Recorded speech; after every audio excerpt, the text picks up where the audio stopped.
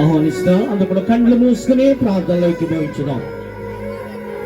అందరూ కళ్ళు మూసుకుందాం, ప్రార్థనలోకి భవించుదాం. ప్రార్థన చేసుకుందామండి.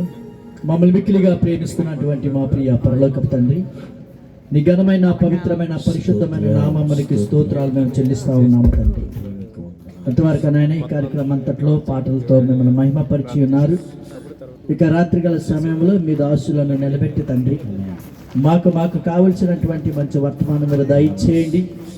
దేవా, ఇదిగో తండ్రి, నీ కుమారునైనా నీ ఆత్మ సహాయంతో నీ పిల్లలైన వారికి ఎలా చెప్తే అర్థమవుతుందో అటు రీతిగా నీ ఆత్మ సహాయంతో బోధించమని, ఈ కూడికనైనా ఆది నుండి అధ్యక్షత మీరే వహించి నడిపించి బలపరచమని మా ప్రభువును ప్రియ రక్షకుడును క్రీస్తు వారి పేరటి ప్రార్థన వేడుకుంటున్నాను మా ప్రియ పరలోకపు తండ్రి, ఆమేన్. మంచిది, ప్రార్థించిన సేవకులు కూడా వందనాలు తెలియజేస్తున్నాం. ఈ సమయంలో మరి దేవుని సేవకులు డేవిడ్ గారు వచ్చి దేవునికి వాక్యాన్ని అందిస్తుండగా అందరం కూడా చప్పట్లు కొట్టి ప్రభు నామాన్ని మహిమపరుస్తాం. ఈ సమయంలో వారికి ఒక అవకాశం ఇస్తాం.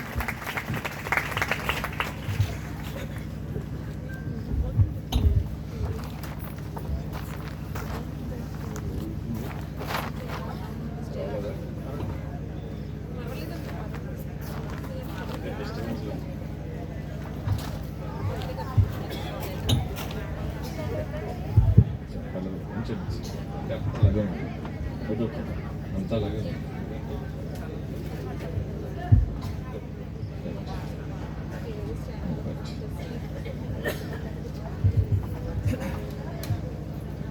Hello hello hello mike check. Hello, మంచిదండి. ఇచ్చేసినటువంటి విశ్వాసులైన దేవుని పిల్లలందరికీ ప్రభు అయిన యేసుక్రీస్తు ఉన్నతమైన నామంలో నా హృదయపూర్వక వందనాలు తెలియపరుచుకుంటున్నా. అలాగే ఏర్పరిచినటువంటి సంఘమునకు, సంఘ బిడ్డలకు, గ్రామస్తులందరికీ కూడా నా హృదయపూర్వక వందనాలు. అలాగే వేదిక మీద ఉన్నటువంటి నా తోటి సేవకులు, దేవుని దాసులైనటువంటి ప్రతి ఒక్కరికి కూడా పేరు పేరు నా హృదయపూర్వక వందనాలు. అలాగే వేదిక మీద ఉన్నటువంటి గ్రామ సర్పంచ్ గారికి కూడా నా హృదయపూర్వక వందనాలు. చిన్న ప్రార్థన చేసుకుని దేవుని వాక్యంలోనికి వెళదాం. ప్రార్థన. దయగలిగిన మా కన్న తండ్రి, దేవా, మీ పాద సన్నిధిలో నిలబడుతున్న మాకు తండ్రి అవసరమైన తండ్రి ఆలోచనలను అనుగ్రహించమని కోరుకుంటున్నాం. సమయోచితమైన జ్ఞానముతో తండ్రి మీ బిడ్డలకు మీ మాటలు వివరించుటకు తగిన శక్తిని దయచేయండి దేవా. మట్టి మనుషులుగా తండ్రి మా మాటలు తండ్రి ఏ మనిషికి ఉపయోగపడవు గనక తండ్రి మీ మాటలు ఔషధం లాంటివి. ప్రతి హృదయాన్ని తండ్రి బాగు చేయగలిగే మాటలు మీరు గనక తండ్రి మీరేం మాట్లాడు తండ్రి పాడైపోతున్న తండ్రి ప్రతి హృదయమును తండ్రి బాగు చేయమని ప్రాధాన్యపడుతుంది. మీ చేతులకు తండ్రి మా బ్రతుకును సమర్పించుకుంటున్నాం తండ్రి. మీ పిల్లలు తండ్రి ఏ ఉద్దేశంతో అయితే కార్యక్రమం ఏర్పరిచారు ఆ ఉద్దేశమును సఫలపరచమని ప్రాధాన్యపడుతున్నాం.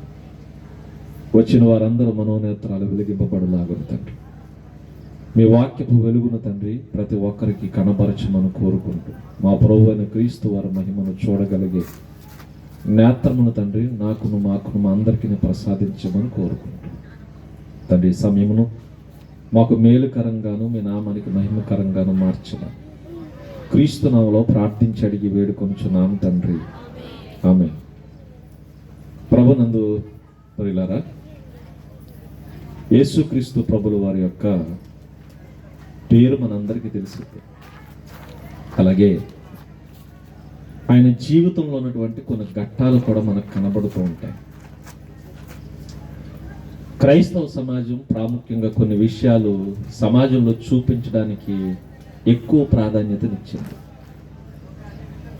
యేసుక్రీస్తు పుట్టుకను ప్రచురించేయడానికి చాలా విషయాల్లో వాళ్ళ ముందున్నారు. అది ఈ విషయాలు చాలా మందికి తెలుసు. క్రిస్మస్కు ముందు ప్రతి ఇంటి మీద ఏం కడతారంటే ఒక స్టార్ కనబడుతుంటుంది. అలాగే ఒక పశువుల పాక్ కనబడుతుంటుంది.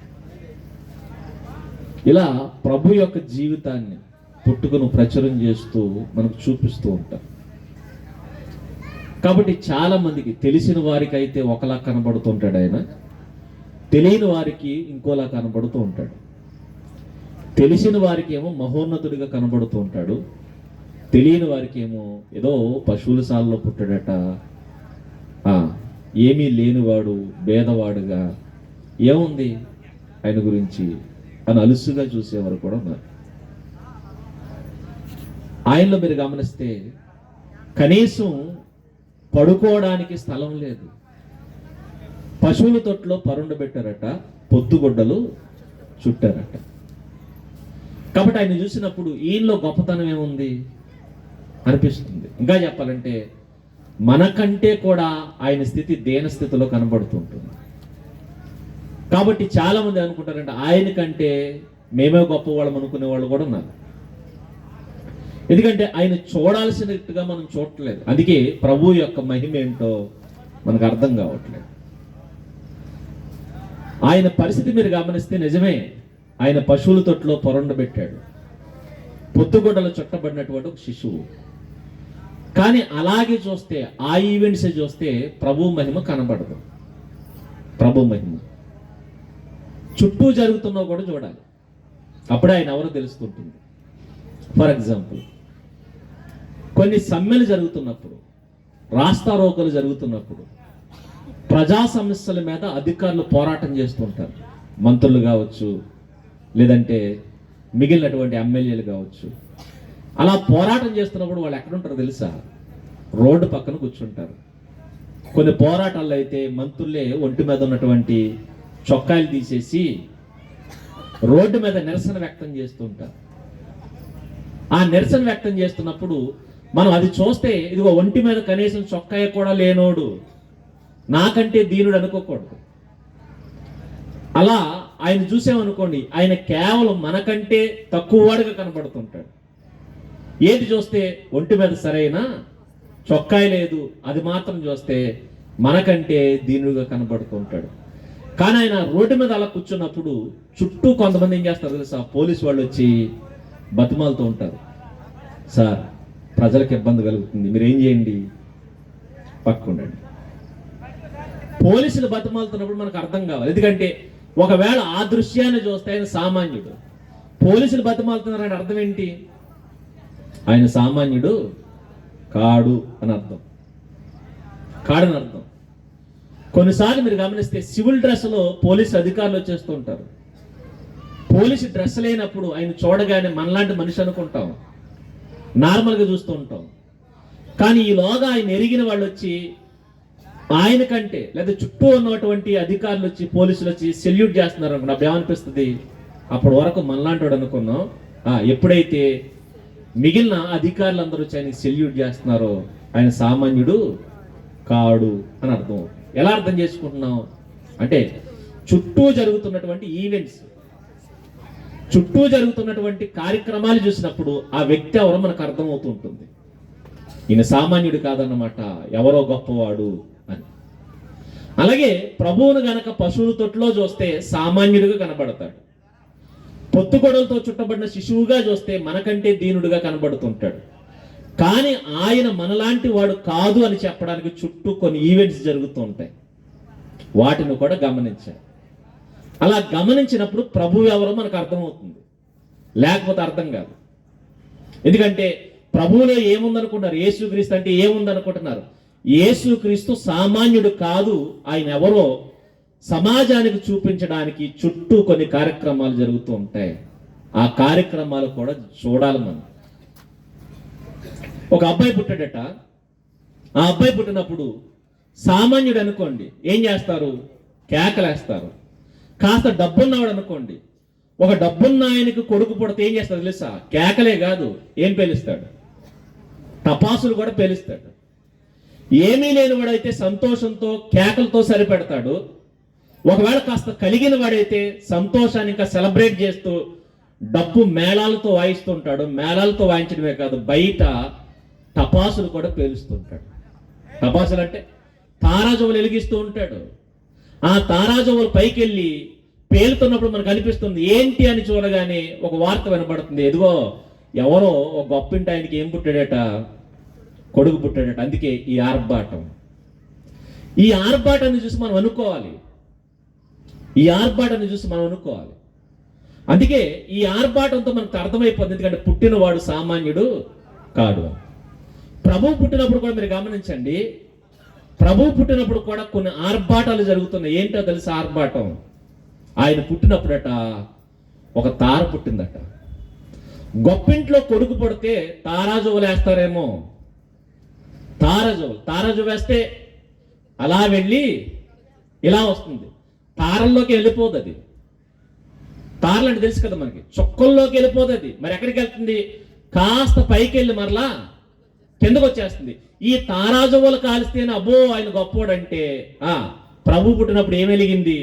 తారాజువులు కాదు, తారే వెలిగింది. ఆకాశంలో ఒక జ్యోతి వెలుగుతుంది, ఓ జ్యోతి వెలిగింది, నక్షత్రమే పుట్టిందట. అంటే దేవుడు ఆకాశంలో ఒక నక్షత్రాన్ని ఎందుకు పుట్టించాడు తెలుసా? ఈ పుట్టినవాడు సామాన్యుడు కాడు. తారాజువులు వేస్తేనే గొప్పడు అనుకుంటున్నావే, మరి తార పుట్టితే, తారే పుడితే ఎవరు? మనిషి పుడితే తారాజు వెలిగిస్తారేమో, కానీ పుట్టింది దేవుడు కాబట్టి దేవుడు ఏం వెలిగించాడు? తారనే వెలిగించాడు. ఎందుకంటే ఆకాశాన్ని కలగజేసిన వాడు ఈ భూమి మీదకి వచ్చాడు. తారలను కలిగించిన వాడు ఈ భూమి మీద శిశువుగా పుట్టాడు. ఇప్పుడు చెప్పండి, ఆ తారను చూస్తే పుట్టిన వాడిని ఎలా చూడాలి మనం? అరచేతుల్లో ఇమ్ముడు పోయిన పసివాడుగా చూడకూడదు. మరి అలా చూడాలి తెలుసా? ఈ పసివాడు పుట్టినప్పుడు ఆకాశంలో తార పుట్టిందంటే ఈ పసివాడు సామాన్యమైన వాడు కాదు. మరి ఎలాంటి వాడు అంటే ఆకాశాన్ని కూడా అరచేతితో కొలవగలిగిన వాడు. ఆకాశాన్ని అరచేతితో, అరచీ కూడా కాదు, ఆయన ఆకాశాన్ని జ్ఞానతో కొలుస్తాడట. ఆకాశం ఎంత ప్రభువా అని అడిగితే మన దగ్గర కొలతలు ఉండవు, కానీ ప్రభు కొలత చెప్తాడు. ఎంతో తెలుసా? ఆకాశం నా జ్ఞానంతా. జ్ఞానం అంటే తెలుసు కదా, జ్ఞానం అంటే ఈ బొటన వేలు దగ్గర నుంచి చిటికిన వేల వరకు ఉంటుందే, దీని జ్ఞానం అంటే ప్రభు అంటాడు మీ జ్ఞానం ఎంత గట్టిగా ఉంటే 9 అంగుళాలు ఉంటుంది, కానీ ప్రభు జ్ఞానం ఎంత ఉంటుంది? ఆకాశం అంతా. ఆ ఆకాశాన్ని కలిగించిన వాడు భూమి మీదకి వచ్చాడు. పశువుల తొట్లో పొరున్నవాడు సామాన్యుడు కాదు. మరి ఎలాంటి వాడంటే మహాకాశాలను కలిగించిన వాడు మనిషిగా వచ్చాడు. ఈ సంగతి మనకు తెలియాలి. ఇది సైడ్ జరుగుతున్నటువంటి ఈవెంట్స్. అదే కాదు, ఇంకా మీరు గమనిస్తే ఆయన పుట్టినప్పుడట పాట పాడడానికి ఎవరు వచ్చారు తెలుసా? ఎవరు పాటలు పాడారు? దేవదూతలు వచ్చి పాట పాడినట్టండి. ఏడు పాటలు కూడా గొప్పవంటే గొప్పవే. ఒకవేళ పెద్దింట్లో పెళ్లి జరుగుతుంది అనుకోండి, పెద్ద సౌండ్ సిస్టమ్ కూడా పెట్టి ఆర్కెస్ట్రా పెట్టిస్తారు. ఆ ఆర్కెస్ట్రా పెట్టించగానే ఆర్కెస్ట్రాలో ఏం చేస్తారు? పాటలు పాడతారు. ఆ పాటలు పాడడానికి ఎవరిని పిలుచుకొస్తారు? చుట్టుపక్కల ఎవరైతే పేరు గంచిన సింగర్స్ ఉన్నారో వాళ్ళు తీసుకొచ్చి పాటలు పాడిస్తారు. ఇది సామాన్యులు చేసేది అనుకుందాం. కాస్త పలుకుబడి, కాస్త పేరు ఉన్నవాడు. మన అంబానీ గారు పెళ్లి చేశారట వాళ్ళ అబ్బాయికి. పాటలు పాడించడానికి ఎవరిని తీసుకొచ్చాడు తెలుసా? లోకల్లో ఉన్న సింగర్స్ని కాదు, మరెవరిని? ఇంటర్నేషనల్గా ఉన్నటువంటి సింగర్స్ని. ఇంటర్నేషనల్ సింగర్స్ తీసుకొచ్చి ఆయన కొడుకు పెళ్లిలో పాటలు పాడించాడు. పైగా ఆ పాడిన వాడు బనీలు వేసుకొచ్చి పాడాడు. బట్టలు కూడా పెద్ద ఏం వేసుకోలేదు, బనీలు వేసుకొచ్చి పాడుతున్నా అది మాత్రం గొప్పగా చూస్తున్నారు. ఎందుకంటే ఆయన కోట్లు ఇచ్చాడట, వేలు కాదు, లక్షలు కాదు, ఏంటి కోట్లు ఇచ్చాడంట. సుమారు ఒక 80 కోట్లు ఇచ్చాడట. 80 కోట్లు తీసుకుని ఏం చేయడానికి వచ్చాడు? పాట పాడడానికి. 80 కోట్లతో పాట పాడడానికి వచ్చాడంటే వచ్చాడు, రప్పించాడు. ఎందుకు రప్పించాడు? ప్రపంచంలో ఈయనకు పేరుంది, ఈయన గొప్పోడని, పాటలు పాడాలి, ఈయన గొప్పోడని. అలాంటి వాడు ఎక్కడ పాట పాడాలి? నా కొడుకు పెళ్లిలో పాట పాడాలి. ఎందుకంటే నా కొడుకు ఆ పాడేవాడి కంటే గొప్పడు, పాడేవాడు మీకు గొప్పడు. అంతే కదా? పాట పాడే సింగర్ ఎవరికి గొప్ప? మనకు గొప్ప. కానీ ఆయన దృష్టి ఏంటి తెలుసా? పాట పాడే ఆ సింగర్ మీకు గొప్ప కదా, ఆ సింగర్ కంటే నా కొడుకు గొప్పడు అని చెప్పి ఆ సింగర్ని ఏం చేశాడు? బనేలేయించి పాట పాడించాడు. నా కొడుకు ముందు ఏం చేయాలి? పాట పాడాలి. ఇప్పుడు చెప్పండి, సింగర్ గొప్పడా, అంబానీ గారు గొప్పడా? ఎవరు గొప్పడు? అంబానీ గారు గొప్పడు. ఇక అంబానీ గారు అబ్బాయి గొప్పడు. ఇది సైడ్ జరుగుతున్నటువంటి ఈవెంట్స్. ఆయన పాడలేదు, అంబానీ గారు అబ్బాయి పాట పాడాడా? పాడలేదు. ఆయన జాలీగా నుంచున్నాడు, ఆయన దగ్గర ఈయన పాట పాడాడు. పాట పాడటమే కాదు, డాన్స్ చేసిన వాళ్ళు ఎవరు అనుకుంటున్నారు? రికార్డింగ్ డాన్స్ ట్రూప్ కాదు, మరెవరు? సినీ నటులందరూ, పేరుగాంచిన సూపర్ స్టార్లు అందరూ వచ్చి ఏం చేశారట? పెళ్లిలో డాన్స్ చేశారట. ఎందుకు వేయించాడు? పైగా ఒక్కొక్కరు కోట్లు ఇచ్చి మరీ వేయించాడు అంటే అర్థమే తెలుసా? వీళ్ళందరికీ మీరు అభిమానులు కదా, వీళ్ళందరికీ డాన్సులు కడతారు కదా, మీరు గుళ్ళు కడతారు కదా, వీళ్ళ కటౌట్లు పెట్టి పాలాభిషేకాలు పూలాభిషేకాలు చేస్తారు కదా, వీళ్ళ సినిమాలు వచ్చినప్పుడు మీరు డాన్సులు వేస్తారు కదా. ఎందుకంటే మీకు వీళ్ళ గొప్పోళ్ళు, కానీ వీళ్ళందరికంటే నా కొడుకు గొప్పోడని చెప్పి ఆ సినీ నటులు అందరిని తీసుకొచ్చి ఏం చేశాడు? డాన్స్ వేయించాడు. ఇప్పుడు చెప్పండి, ఎవరు గొప్పోళ్ళు? అంబానీ కొడుకు గొప్పోడు. ఎవరికంటే? ఇప్పుడు మీరు ఆలోచిస్తే ఇక్కడ ఈయనలా చేస్తే మరి పుట్టినోడు సామాన్యుడు కాదు. ఆయన బర్త్డేకి దేవుడు ఏం చేశాడు తెలుసా? ఏం చేశాడు? పాటలు పాడింది ఎవరు? మనుషులు కాదు, ఇంటర్నేషనల్ సింగర్స్ కాదు. ఆయన ఈ యూనివర్స్ లో ఉన్న సింగర్స్ ని పిలవలా, మరెవరిని? పరలోకంలో ఉన్న సింగర్స్ ని పిలిచాడట. వీళ్ళ పాట పాడితే మనం ఊగుతామేమో, కానీ దేవదూతల పాట పాడితే మనం ఊగడం కాదు. పరలోకపు పునాదులు సైతం దడదల్లాడతాయటండి. ఆ పరలోకంలో పాట పాడే వాడిని భూమి మీద పంపించి ఈ రోజు మీరు కచేరీ చేసి రావాలన్నాడు. దేనికి? నా కొడుకు పుట్టాడు అక్కడ. ఎవరు? నా కొడుకు పుట్టాడు. చూడండి, పశువుల తొట్టునే చూస్తే మనకి ఏమనిపిస్తుంది? ఈయన సామాన్యుడు అనిపిస్తుంది. కానీ ఆ పశువుల తొట్టులో పుట్టిన వాడి కోసం పాట పాడింది ఎవరు? దేవదూత. ఇప్పుడు చెప్పండి, ఈయనెవరు? ఇవి చూడాలి మనం, ఇవి చూడాలి. అవి చూసినప్పుడు ఆయన మహిమ తెలుస్తూ ఉంటుంది.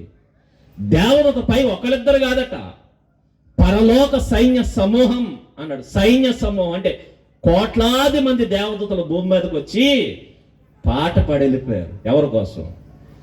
పశువుల తొట్టులో ఉన్న పశుబాలుడు కోసం. ఇందాక మన సహోదరులు పాట పాడారు కదా, పశుశాలలో నీవు సామాన్యుడు కాదు. దద్దరిల్లిపోయి ఈవెంట్స్ జరిగినాయి ఆయన పుట్టినప్పుడు. మా క్రైస్తవ సమాజానికి ఇవి చూపించడం రాదు. ఎంతసేపు ఆ పశువులు తొట్టి ఇవి కాదు. ఆయన జరుగుతున్నప్పుడు ఈవెంట్స్ ఏంటో తెలుసా? అదిగో ఇలాంటి ఈవెంట్స్ చేశాడు. ఎందుకంటే పశువుల తొట్టులో పుట్టిన ఆయన సామాన్యుడు కాడు, గుర్తుపెట్టుకోండి అని. ఇక తర్వాత ఇంకో ఈవెంట్ జరుగుతుంది. ఆయన ఎదుగుతున్నాడు. ఆయన వయసు 2 సంవత్సరాలు వచ్చిందండి. 2 సంవత్సరాలు వచ్చేసరికి ఆయన పుట్టినప్పుడు స్టార్ పుట్టిందే, ఆ స్టార్ని చూసి కొంతమంది వచ్చారట. ఎవరు వీళ్ళు? జ్ఞానులు. వాళ్ళ పేరేంటి? జ్ఞానులు. జ్ఞానులను ఎవరిని అంటారు? నిన్ను నన్ను అనరు, మనల్ని ఎవడు అండు. కొన్నిసార్లు మీరు చూసారా, వాళ్ళ స్థాయి పెరిగేసరికి వాళ్ళ పేర్లు మర్చిపోతారు. పేర్లు మర్చిపోయి వాళ్ళ అధికారాన్ని బట్టి పిలుస్తారు. అయ్యగారిని పిలిచారు కదా, ప్రెసిడెంట్ గారిని ఏమని పిలిచారు? ఆయన్ని సర్పంచ్ గారని పిలిచారు, ప్రెసిడెంట్ గారని పిలిచారు. ఎందుకు పిలిచారు? ఆయన స్థాయి అది. మరి మనల్ని పిలిచారు, మనల్ని పేరు పెట్టి పిలుస్తారు. మరి ఆయన ఎలా పిలుస్తారు? బయట నడుస్తున్నప్పుడు కూడా ఏమని కేకేస్తారు? సర్పంచ్ గారు, ప్రెసిడెంట్ గారు అంటారు. ఎందుకంటే అది వాళ్ళ హోదా, వాళ్ళ స్థాయి. వీళ్ళు కూడా పేరెట్టి పిలవట్లా, పేర్లు చెప్పట్లా. మరి ఏమంటున్నాడు? జ్ఞానులు అంటే అర్థం ఏంటి తెలుసా? జ్ఞానులు. అందుకే డాక్టర్ గారిని పేరు పెట్టి పిలవం, ఏమంటాం? డాక్టర్ గారు అంటాం. కలెక్టర్ గారిని పేరు పెట్టి పిలవం, ఏమంటాం? కలెక్టర్ గారు అంటాం. ఎందుకంటే వాళ్ళు గొప్పోళ్ళని. ఇప్పుడు జ్ఞానులు అన్నాడంటే అర్థం ఏంటి చెప్పండి?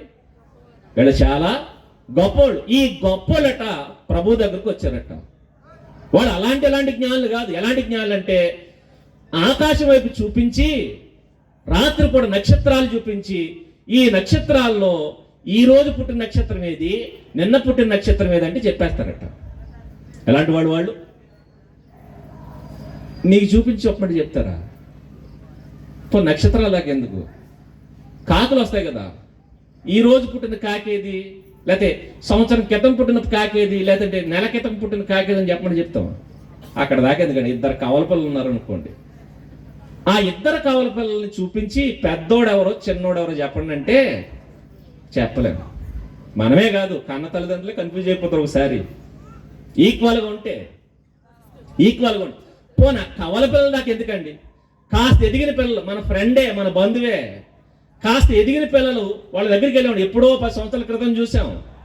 10 సంవత్సరాల తర్వాత వచ్చిన తర్వాత ఇంటికి వస్తే ఫ్రెండ్ ఇంటికి వెళ్ళాం, వాళ్ళ పిల్లలు బయటకు వచ్చారు. దాంట్లో పెద్దోడు ఎవడో చిన్నోడు ఎవడో చెప్పండి అంటే పెద్దోడిని చిన్నోడు చేసేస్తాం, చిన్నోడిని పెద్దోడిని చేసేస్తాం. ఈ మన లెవెల్స్.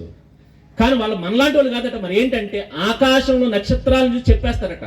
నక్షత్రాలు తెలుస్తుందండి, మనకు తెలియదు, ఎవరో తెలుస్తుంది, వాళ్ళు తెలుస్తుంది. అందుకే వాళ్ళ పేరేంటి? జ్ఞానులు. మరి మన పేరేంటి? మనకి ఏ పేరు పెడితే ఆ పేరే. వాళ్ళ జ్ఞానులు. ఇలాంటి జ్ఞానులు ప్రభువు దగ్గరకు వచ్చారట. ఇప్పుడు వస్తున్న వాళ్ళు ఎవరు? జ్ఞానులు, తలపండిపోయిన జ్ఞానులు, తలపండిపోయి తలపాగా చుట్టుకున్న జ్ఞానులు ప్రభు దగ్గరకు వచ్చేసరికి ఆయన వయసు ఎంత? 2 సంవత్సరాలు. 2 సంవత్సరాల పిల్లవాడు ఎంత ఉంటాడు? తెలిసే తెలీదా? తెలుసు కదా. కాస్త తప్పటడుగులు వేస్తూ పడతా లగితా నడుస్తూ ఉంటాడు. అలాంటి వాడిని చూస్తే ఏం చేస్తాం? మనమైతే దీవిస్తాం. కానీ వచ్చిన జ్ఞానం ఏం చేశారు తెలుసా? ఆ పసిపిల్లోడు ముందు సాష్టాంగపడి నమస్కారం చేశారట. ఎవరు? ఇక్కడ తలపండిపోయిన వృద్ధులు వచ్చి పసిపిల్లోడు ముందు దండం పెడుతున్నారంటే అర్థమేంటి చెప్పండి? ఈ పసిపిల్లోడు ఎవరు? అది చూడడానికి ఎలా ఉంటుంది మీకు అర్థం? ఒక్కసారి ఊహించండి. పసిపిల్లోడు ఎక్కడే ఉన్నాడు. ఓ పసిపిల్లోడు 2 సంవత్సరాల లోపల పసిపిల్లోడు ఎక్కడ ఉంటే తలపండిపోయిన జ్ఞానులు వచ్చి తల వంచి ఆయనకి నమస్కరిస్తున్నారంటే ఇప్పుడు ఎవరు గొప్పోడు? వాళ్ళని జ్ఞానులు అంటున్నామే. ఆ జ్ఞానులు అంటున్నారు, ఇదిగో నీ ముందు మా శిరస్సు వంచుతున్నావు. ఆయన వయసు ఎంత? చూడండి, 2 సంవత్సరాల వయసు చూసామనుకోండి పిల్లోడు అనిపిస్తుంది. మనకైతే పిల్లోడుగా చూస్తాం, కానీ జ్ఞానులు కదా వాళ్ళు. ఆ జ్ఞానులు పిల్లోడుగా చూడలేదట. మరి ఏం చేశారంటే మా తల నీ పాదాల ముందు పెట్టాలయ్యా. సామాన్యుడు కాదు. ఇప్పుడు చెప్పండి, ఈ పసివాడు ఎవరు? పండితులే వచ్చి నమస్కారం చేసేంత గనుడు. ఇలాంటి వాడు. ఈ ఈవెంట్స్ని బట్టి మనకు అర్థం కావాలి, పుట్టినవాడు ఎవరు? సామాన్యుడు కాదు, మరి ఎవరు? దేవుడు. సాక్షాత్తు దేవాతి దేవుడు, లోకాలను కలిగించిన వాడు ఈ మానవ శరీరాన్ని ధరించుకుని, మట్టి శరీరాన్ని ధరించుకుని ఒక దీనుడుగా పశువుల పాకలో పరున్నాడు. పశువుల పాకే చూడకు సుమా. ఒకవేళ చూస్తే ఎక్కడ ఆగిపోతావు. చుట్టూ జరుగుతున్నాయి చూడు. ఆయన చూడడానికి భయం వేస్తుందండి. ఇంతమంది గజగజ వణుకుతున్నారంటే ఈ పసిబాలుడు ఎవరు? ఎవరు ఎవరు అంటే ఆయన గురించి ఇచ్చిన సాక్ష్యం ఏంటో తెలుసా? ఆయన దేవుడు.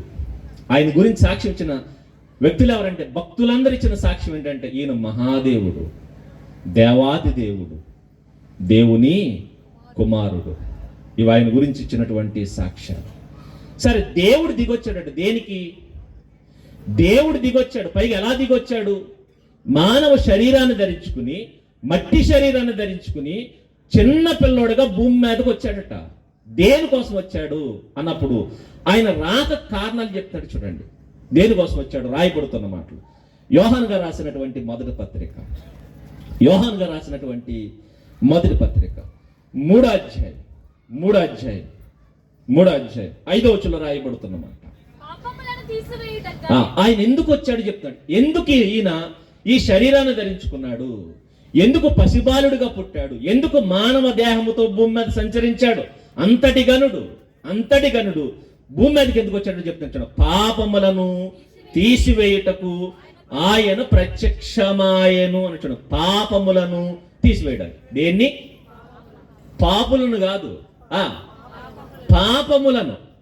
పాపులు వేరు, పాపములు వేరు. ఒకవేళ పాపులు తీసేయడానికి వచ్చాడు అనుకోండి, పాపుల్నే తీసేయడానికి వస్తే మనలో ఎంతమంది ఉంటారు? అక్కడ ఉండడు. Clean and clean, all clear అయిపోతాం, ఆల్ అవుట్ అయిపోతాం. ఒక్కడుండ. ఎందుకంటే నిజంగా, ఎందుకంటే ఒకవేళ లేదండి నేను పాపిని కాదంటే ఇంకా దొరకలేదన్నమాట. చెప్పారు కదా, అందరూ దొంగలేనట. కాకపోతే కొందరు దొరికేశారట. కొందరేమో దొరికిన దొంగలు, కొందరు దొరకని దొంగలు. ఇంకా నువ్వు బయటపడలేదన్నమాట. అంతే. మరీ యాక్ట్ చేయకు, బయటకు వచ్చేస్తావు. మరీ ఎక్కువ యాక్ట్ చేయకు, బయటకు వచ్చేస్తావు. నువ్వు చేసిన చీకటి కార్యాలు ఏవైతే ఉన్నాయో, చీకటి తలంపులు ఏవైతే ఉన్నాయో అవి నీకు తెలుసు, దేవుడికి తెలుసు, ఇంకెవరికి తెలియదేమో. కాబట్టి ఒకవేళ పాపులు తీసేయాలనుకుంటే మనలో ఎవడు బతకడు. కాబట్టి ఆయన పాపులను చంపేయడానికి రాలేదు, మరి దేనికి వచ్చాడు? పాపం తీసేయడానికి వచ్చాడట.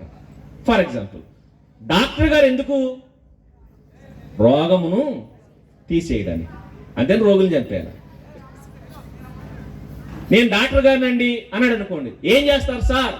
ఎవడైతే రోగం వచ్చాడో వచ్చినట్టు చంపేస్తానన్నాడు అనుకోండి. నువ్వు డాక్టర్ ఏంటి? నువ్వు డాక్టర్ అయితే ఏం చేయాలి? రోగాన్ని చంపాలి, రోగిని బాగు చేయాలి. రోగాన్ని చంపాలి. డాక్టర్ గారు ఇంటికి వచ్చి ఎందుకు వచ్చారయ్యా అంటే, నేను రోగిని చంపడానికి అయితే నువ్వెందుకు రావడం? అయినా చంపడానికి పని కట్టుకుని రావాలంటే, ఒకవేళ దేవుడే కనుక పాపుని చంపడానికి ఒకవేళ రావాల్సి వస్తే, పాపుని చంపడానికి దేవుడు దిగి రావాలా? అంటే మనం చంపడానికి దేవుడు కావాలా? అలెగ్జాండర్ ద గ్రేట్ అంటారే, 30 సంవత్సరాలకు ప్రపంచాన్ని గెలిచేశాడట. ఆయన ముందు ఎవడో నిలబడలేడు, ప్రపంచంలో ఏ వీరుడు నిలబడలేడు. ఎవరినైనా ఎదిరించగలడు, ఎవరినైనా చంపేయగలడు. అంతటి వీరుడు, అంతటి సూర్యుడు. అలాంటి వాడిని ఓడి చంపేసింది. ఏంటది? దోమ. ఈయన కత్తి చీని తిరుగుతున్నాడు. అది అంది, నీ కత్తి కంటే పదునైంది ఉంది. ఈయన కత్తి పెద్దది, దానికి ఏముందట? దోమ ఉంటది కదా, ఏమంటారు దాన్ని? ముళ్ళు, తొండం. ఒరే, ఇంత కత్తిలేసి తిరుగుతున్నావు నువ్వు, ఇంత బళ్ళలేసి తిరుగుతున్నావు, నేను నేసేయడానికి ఆ బళ్ళలు ఎందుకు, ఇన్ని కత్తులు ఎందుకు, నేను వస్తున్నానని చెప్పి అది ఎంత ఉంటుంది, దాని ముళ్ళు ఎంత ఉంటుంది, ఆ ముళ్ళు దింపి చంపేసిందండి. అలెగ్జాండర్ ద గ్రేట్ అయిపోయాడు. ఎవరేసేసారయ్యా నిన్నంటే? ఎవరేసారు? దోమ వేసేసింది. మనం వేసేయడానికి ఎవరెవరో రా, దేవుడు ఎందుకండి? మీరు గమనించండి, సంవత్సరానికి దోమలు ఎంతమందిని చంపేస్తున్నాయి? ఎంతమంది? మనం అంటున్నాం ఏంటట? ఆల్ అవుట్ అట. పేరే ఆల్ అవుట్. దోమలన్నీ నాటవుటే. అది తెల్లవారులు అది వెలుగుతుంటుంది. ఏ దోమ? అది పీల్చి మనం అవుట్ అయిపోతాం ఏదో రోజు. దోమలు అవుట్ అవట్లా.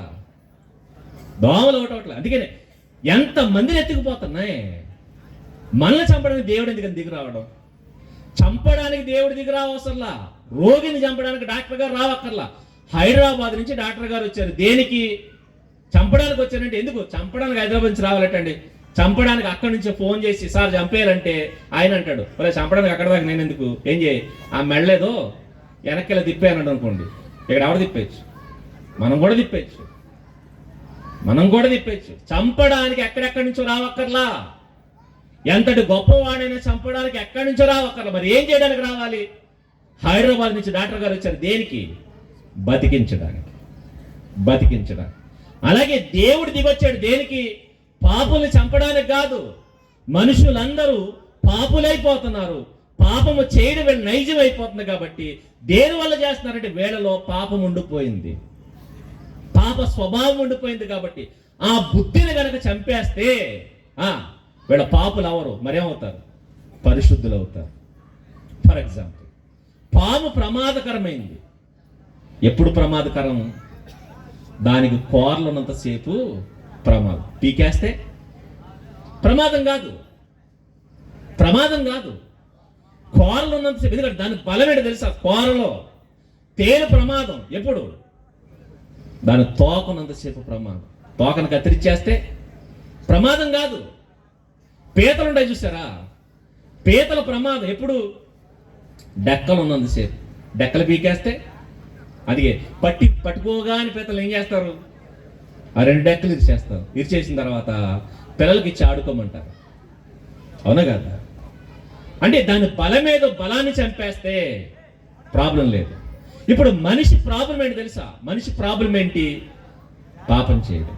కాబట్టి దేవుడు అనుకున్నాడు, వీళ్ళ పాపం చేస్తున్నారు కదా, ఈ పాప బలం ఎక్కడుందో చూసి ఆ బలాన్ని చంపేద్దాం అనుకున్నాడు. మరలా చెప్తున్నాను, దేవుడు పాపపు బలాన్ని చంపడానికి వచ్చాడు. ఏంటి పాప బలం?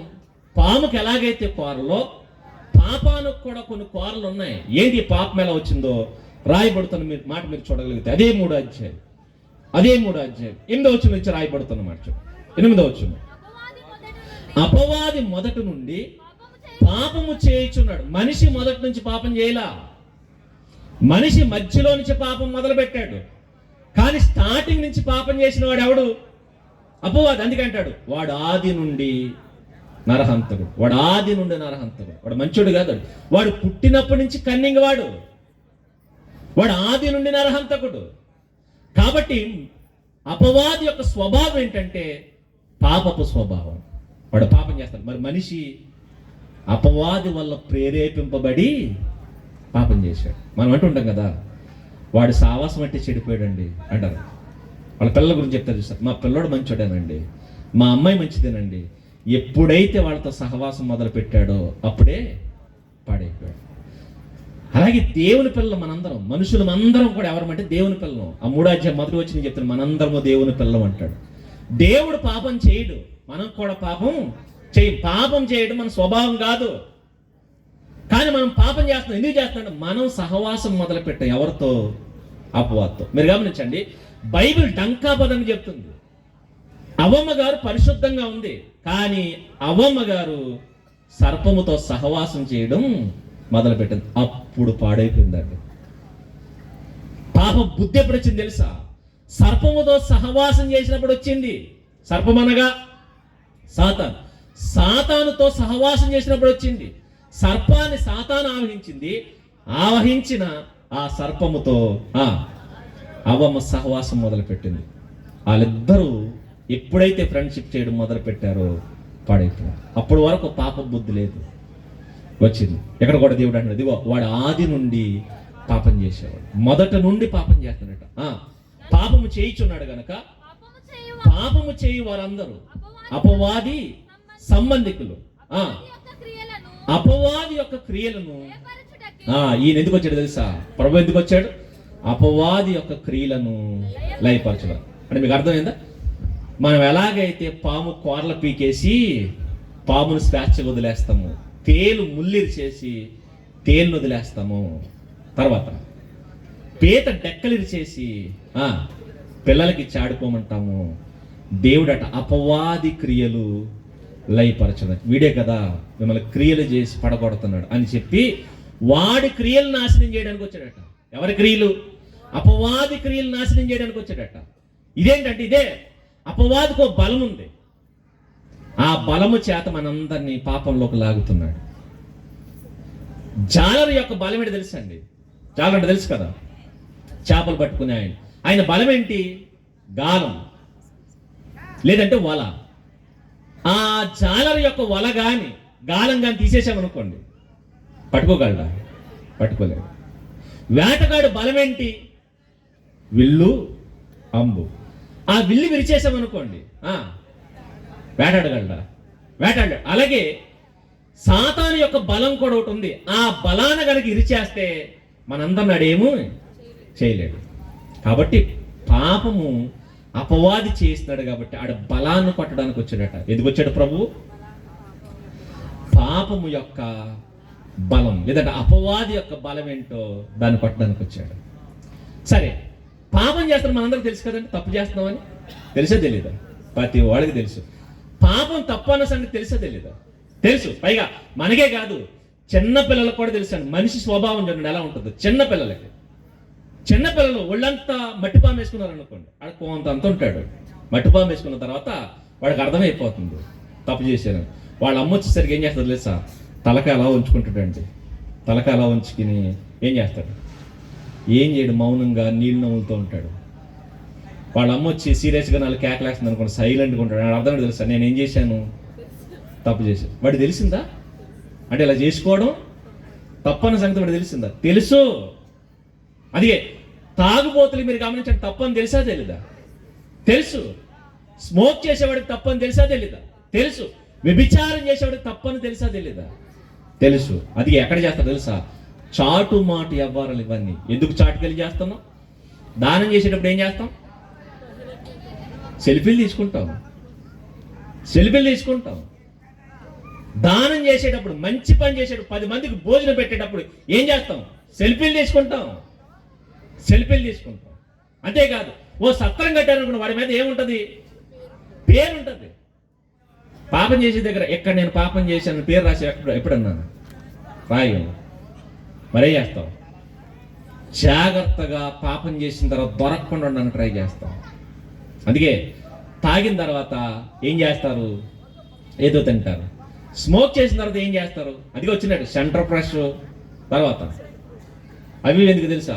వీడు కాల్చిన సంగతి బయటికి తెలియకూడదు. కవరింగ్ చేస్తారు ఇవన్నీ. అంటే అది తప్పని సంగతి నీకు తెలుసు, తెలుసుండి కూడా ఎలా చేస్తున్నావు? అది అంటాం బలహీనత. మన బలహీనత ఏంటి? ఆ బలహీనత అంటే ఒక బలమైనది నిన్ను బలహీనతలోనికి లాక్కెళ్ళిపోతుంది. ఎలా లాక్కెళ్ళిపోతుందో, ఎందుకు మనం పాపం చేస్తున్నామో రాయబడుతున్నమాట చూడండి. రోమిలికి రాసిన పత్రిక 5వ అధ్యాయం, రోమిలికి రాసిన పత్రిక 5వ అధ్యాయం 21వ వచనం. రోమిలికి రాసిన పత్రిక 5వ అధ్యాయం 21వ వచనం. అయినను పాపము మరణమును ఆధారము చేసుకుని ఎలాగు ఏలేను. పాపం బతుకుతుందట. ఎలా? పాపం బతుకుతుందట. ఎలా బతుకుతుంది అంటే మరణమును ఆధారం చేసుకుని బతుకుతుందంట. పాపం ఎలా బతుకుతుంది? మరణం. ఎందుకంటే పాపం తప్పని తెలిసిన తర్వాత మనుషులందరూ ఆగిపోతారు. అలా ఆగిపోయారు అనుకోండి, పాపం ఏమైపోద్ది? చచ్చిపోద్ది. మనం చేస్తూ పాపాన్ని బతికిస్తున్నాం.